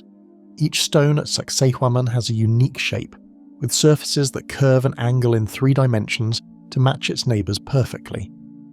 Modern attempts to replicate this process using period-appropriate tools have achieved some success, but require vastly more time and skilled labour than seems historically plausible. The Incas appear to have developed techniques for precise stone shaping that remain poorly understood. To appreciate the uniqueness of Sacsayhuaman, we must compare it with other megalithic sites worldwide. The precision stone cutting at Baalbek in Lebanon involves blocks of similar size, with the famous trilithon stones weighing up to 800 tons each. However, Baalbek's Roman engineers used standardized rectangular blocks and iron tools, achieving precision through different methods than the irregular interlocking stones of Sacsayhuaman. At Stonehenge in England, Bronze Age builders transported massive sarsen stones over considerable distances and shaped them to fit together. However, the joints at Stonehenge are relatively crude compared to Sacsayhuaman, with gaps filled by smaller stones and visible irregularities throughout the construction. The English site demonstrates the typical limitations of megalithic construction with primitive tools. The megalithic temples of Malta present perhaps the closest comparison to Sacsayhuaman in terms of precision. The builders of Hagar Kim and Mnajdra carved limestone blocks to fit together with remarkable accuracy, creating curved walls and precise corners. However, these structures are much smaller than Sacsayhuaman and worked in softer stone that was easier to cut and shape. Easter Island's Moai platforms show sophisticated stone cutting techniques, with basalt blocks fitted together without mortar. The precision rivals that found in Peru and the irregular polygonal joints are strikingly similar. This parallel has led to speculation about cultural connections across the Pacific, though mainstream archaeology attributes the similarities to convergent development of similar solutions to common engineering problems. The ancient fortified settlements of Zimbabwe, particularly Great Zimbabwe, employed sophisticated dry stone wall construction techniques. However, the builders used smaller, more manageable stones and achieved precision through careful selection rather than custom cutting. The scale and individual block size at Great Zimbabwe are orders of magnitude smaller than at Sacsayhuaman. Japanese castle construction from the medieval period shows remarkable stone-cutting precision, particularly at sites like Osaka Castle. Japanese masons developed techniques for cutting granite blocks to fit together perfectly, using iron tools and sophisticated lifting equipment. However, this technology developed centuries after Sacsayhuaman was built, and with the benefit of more advanced metallurgy. What sets Sacsayhuaman apart from these global comparisons is the combination of scale, precision, and technological limitations. While other sites may match one or two of these factors, none combine all three to the same degree. The Incas achieved precision rivaling modern standards using technology that should have made such accuracy impossible. The pattern analysis reveals additional mysteries. Unlike most megalithic sites that follow regular geometric patterns, Sacsayhuaman incorporates deliberately irregular shapes that seem to serve no structural purpose. Some stones are carved with complex curves and angles that would have required enormous additional labour to achieve. This suggests that precision itself became a cultural value, pursued beyond mere structural necessity. Recent archaeological investigations have revealed construction details that deepen the mystery. Ground-penetrating radar has shown that the walls extend deep underground, with buried sections exhibiting the same precision as visible portions. This underground work would have been even more challenging to achieve, as workers could not easily verify fit and alignment. Analysis of tool marks on the stones reveals another puzzle. While some surfaces show the expected pecking marks from stone hammers, others exhibit smooth, almost polished finishes that are difficult to explain with known Inca tools. Some researchers have suggested the use of abrasive sand and water for final finishing, but experimental attempts to replicate these surfaces require modern equipment and techniques. The transportation methods remain equally mysterious. Modern calculations show that moving 100-ton blocks several kilometers uphill would require sophisticated engineering and hundreds of workers. The Incas accomplished this without wheels, iron tools, or large domesticated animals. Proposed solutions involving log rollers, ramps, and lever systems are theoretically possible but would have required massive infrastructure projects in themselves. The broader implications for understanding the past extend beyond mere construction techniques. Sacsayhuaman demonstrates that technological capability cannot be measured solely by the materials and tools available to a civilization. The Incas developed intellectual approaches to engineering problems that compensated for their technological limitations through superior planning, organisation, and technique. This challenges traditional models of technological development that assume linear progression from simple to complex capabilities. The precision at Sacsayhuaman suggests that ancient peoples may have achieved sophisticated results through paths completely different from those followed by later civilizations. The site continues to influence modern engineering and construction practices. Contemporary architects study Inca techniques for lessons about seismic resistance, sustainable construction, and precision assembly. The walls at Sacsayhuaman have survived numerous earthquakes that have damaged or destroyed more recent buildings, demonstrating engineering principles that remain relevant today. The bog bodies. The peat cutter's spade struck something unusual in the Danish bog near Tolland on May 6, 1950.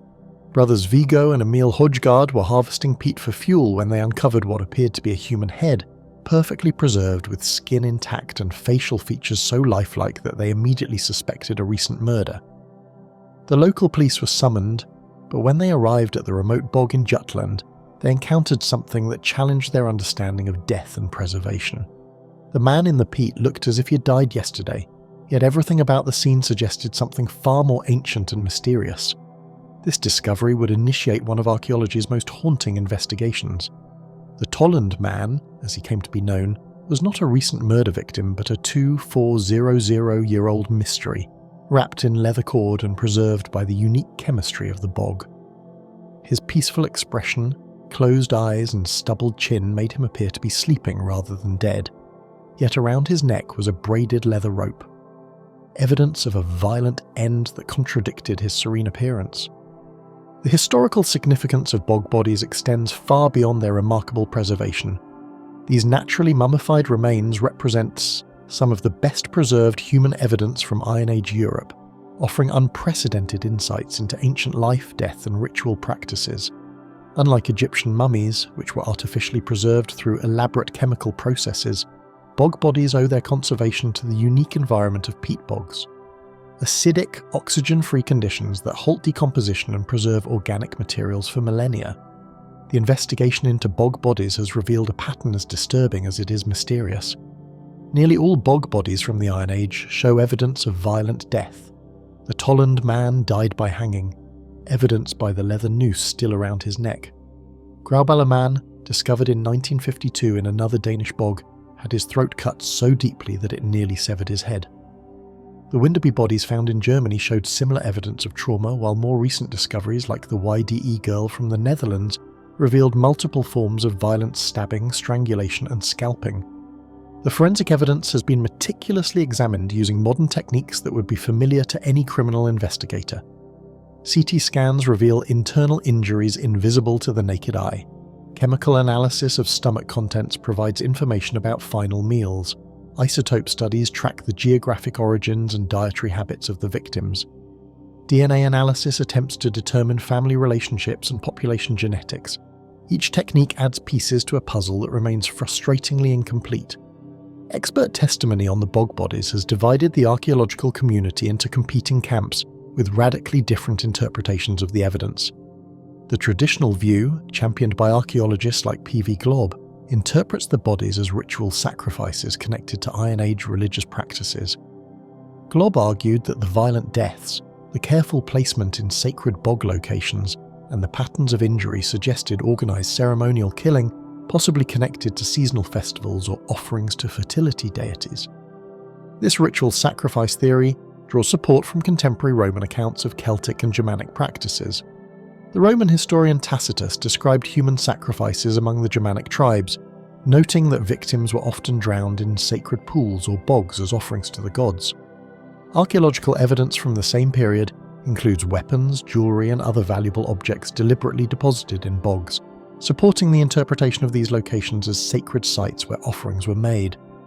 However, alternative theories challenge the ritual sacrifice interpretation. Some experts argue that the bog bodies represent judicial executions rather than religious ceremonies.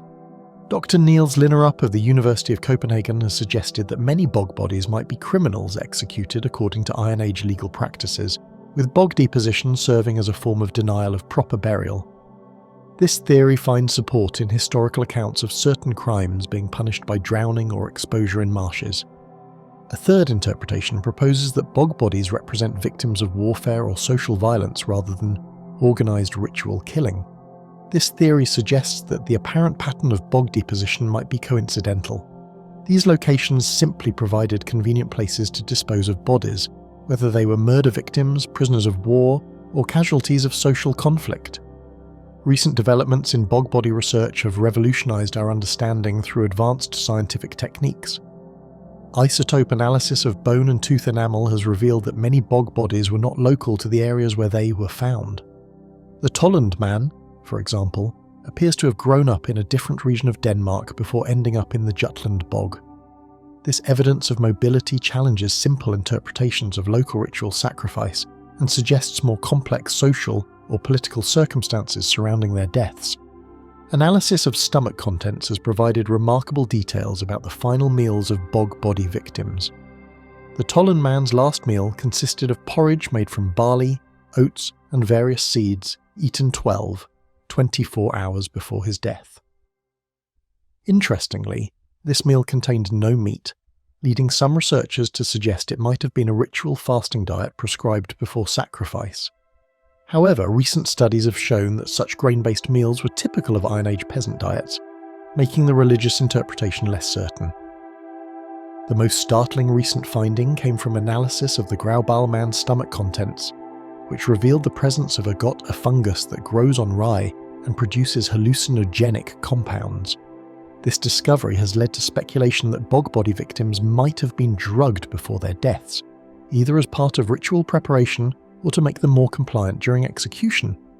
However, ergot was also a common contaminant in Iron Age grain stores, so its presence might not be intentionally significant.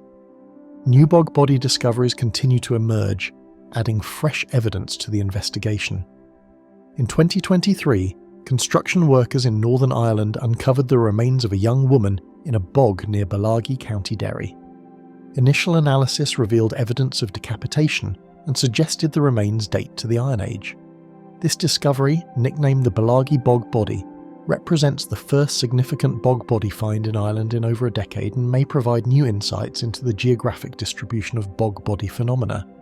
Advanced imaging techniques have revealed previously invisible details about bog body preservation and taphonomy.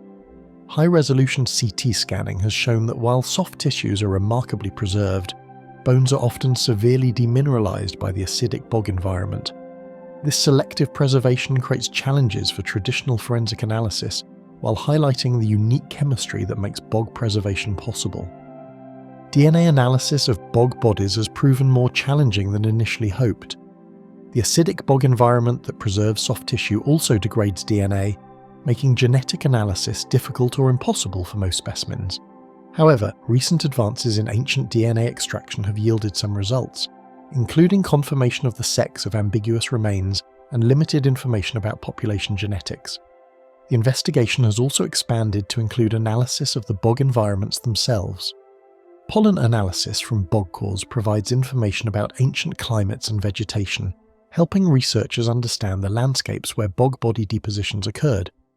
Some studies suggest that certain bog bodies were placed during periods of environmental stress, possibly supporting theories about ritual responses to climate challenges. Modern forensic techniques continue to reveal new evidence about bog bodies while raising additional questions. 3D facial reconstruction has allowed researchers to visualize what bog body individuals looked like in life, making them seem more human and immediate. Chemical analysis has identified traces of textiles and organic materials associated with the bodies, providing insights into Iron Age clothing and material culture. The bog body phenomenon extends beyond Denmark to include discoveries across Northern Europe, from Ireland to Germany to the Netherlands. Each new discovery adds to the database of evidence while highlighting regional variations in preservation, burial practices, and associated cultural materials. Some areas show concentrations of bog bodies suggesting systematic use of certain locations, while others yield isolated discoveries that might represent different cultural practices or historical circumstances. The investigation remains active, with new analytical techniques constantly being applied to existing bog body collections. Machine learning algorithms are being used to identify patterns in bog body distributions and characteristics. Environmental analysis is revealing information about seasonal timing of depositions. Experimental archaeology is testing theories about bog preservation processes and ancient knowledge of bog chemistry. Linear script of the Minoans. Case file #19 lies open before us, marked Cold Case, Active Investigation in bold red letters. The evidence consists of approximately 1,400 inscriptions scattered across clay tablets, bronze objects and stone surfaces, all bearing the mysterious symbols of Linear A script. These artifacts, dating from 1800 to 1450 BC, represent the written language of Europe's first literate civilization, the Minoans of ancient Crete. Yet despite over a century of intensive investigation by the world's leading epigraphers and linguists, this case remains stubbornly unsolved, making it one of archaeology's most frustrating ongoing mysteries. The evidence was first formally catalogued in the early 1900s, when British archaeologist Arthur Evans began systematic excavations at Knossos. Evans identified Linear A as distinct from the later Linear B script, which Michael Ventris successfully deciphered as Mycenaean Greek in 1952. This breakthrough created optimism that Linear A would soon follow, but the euphoria was short-lived. Linear A proved to be an entirely different beast, a script recording an unknown language that appears to be unrelated to any known linguistic family. The physical evidence presents both promising leads and maddening dead ends. Linear A uses approximately 90 distinct signs, ranging from simple geometric shapes to complex pictographic symbols. Many signs are clearly related to Linear B characters, suggesting the later script borrowed heavily from its predecessor. However, where Linear B reveals its secrets through the familiar structure of archaic Greek, Linear A maintains its silence in an alien tongue that defies every attempt at linguistic identification. Expert testimony divides into competing theories, each attempting to crack the code from different angles. The most prominent voice belongs to Dr. Yves Duhoux of the University of Louvain, who has spent decades analysing Linear A inscriptions. Duhoux argues that the script represents a syllabic system similar to Linear B, with signs representing combinations of consonants and vowels. His statistical analysis has identified frequent sign combinations that suggest grammatical patterns, though the underlying language remains elusive. Dr. Silvia Ferrara of the University of Bologna represents another major school of thought. Ferrara's research focuses on the administrative and religious contexts of Linear A inscriptions, arguing that understanding the social function of the script is crucial to decipherment. Her work has identified clear patterns in different types of documents: palace archives, religious dedications, and commercial records, each using distinct vocabularies and formulaic expressions. The linguistic theories range from conservative to speculative. Some scholars propose connections to ancient Anatolian languages, pointing to possible cognates with Luwian and Lycian texts from Turkey. Others suggest links to pre-Indo-European languages that might have survived in isolated pockets of the Mediterranean. The most controversial theories propose connections to Etruscan, or even to languages from the Caucasus region, though these claims lack substantial supporting evidence. Comparison with other undeciphered scripts reveals both similarities and crucial differences that illuminate the challenges facing researchers. The Indus Valley script shares Linear A's frustrating brevity, with most inscriptions containing fewer than 5 symbols. Both scripts appear on administrative objects, seals, tablets, and standardized weights, suggesting bureaucratic functions. However, the Indus Valley script uses over 400 distinct symbols, suggesting either a logographic system or a much more complex syllabary than Linear A. The Maya hieroglyphic system before decipherment offers instructive parallels. Maya glyphs were successfully read because scholars could work backwards from known Maya languages and cultural contexts. The breakthrough came from understanding that Maya writing combined logographic and syllabic elements, a realization that required decades of careful analysis of inscriptional contexts and linguistic patterns. Linear A researchers lack these advantages. No descendant language survives, and the Minoan civilization vanished completely. Proto-Elamite script from ancient Iran presents perhaps the closest parallel to Linear A's current status. Both scripts record unknown languages using primarily syllabic signs, and both resist decipherment despite substantial corpora of inscriptions. Proto-Elamite researchers have made progress by focusing on numerical and administrative contexts, identifying number signs and commodity symbols. similar approaches have been applied to Linear A with limited success. The cuneiform writing system's decipherment history offers hope and caution in equal measure. Cuneiform was cracked through bilingual inscriptions and the survival of related languages, advantages that Linear A lacks. However, cuneiform research also demonstrates that script decipherment can take decades, even with favourable conditions, suggesting that Linear A's resistance might reflect normal rather than exceptional difficulty. Recent developments in computational analysis have opened new investigative avenues. Machine learning algorithms trained on known syllabic scripts are being applied to Linear A inscriptions to identify potential sound values for individual signs. Dr. Brent Davis of the University of Melbourne has developed databases that allow researchers to search for patterns across the entire corpus of Linear A texts, revealing previously unnoticed regularities in sign distribution and contextual usage. Advanced imaging techniques have recovered illegible portions of damaged inscriptions, expanding the available evidence. Multispectral imaging has revealed faded signs on clay tablets, while 3D scanning has captured subtle surface details invisible to conventional photography. These techniques have added hundreds of previously unreadable signs to the Linear A corpus, providing fresh material for analysis. The most significant recent finding comes from continued excavations at Minoan sites across Crete. New Linear A inscriptions are discovered almost annually, each potentially containing the key to unlock the entire script. In 2023, excavations at Zominthos revealed fragments of what appears to be a longer Linear A text than any previously known. While still brief by most standards, these fragments offer new contexts and sign combinations that might illuminate grammatical structures. Chemical analysis of Linear A tablets has revealed information about their production and use. X-ray fluorescence spectroscopy has identified the clay sources used for different tablets, suggesting centralized production at major palace sites. This evidence supports theories about Linear A as an administrative script used for palace bureaucracy rather than literary or religious purposes. The investigation has also benefited from comparative studies with contemporary Bronze Age writing systems. Analysis of seal impressions and administrative practices at sites across the Eastern Mediterranean has revealed common bureaucratic traditions that might illuminate Linear A's function. These studies suggest that Linear A inscriptions follow standardized formats similar to those found in contemporary archives from Syria and Anatolia. Pattern analysis reveals intriguing regularities that offer hope for eventual decipherment. Certain sign combinations appear almost exclusively at the beginnings of words, suggesting they might represent grammatical markers or determinatives. Other signs cluster in specific positions, indicating possible inflectional patterns. These patterns suggest Linear A records a natural language with consistent grammatical structures rather than a simple notation system.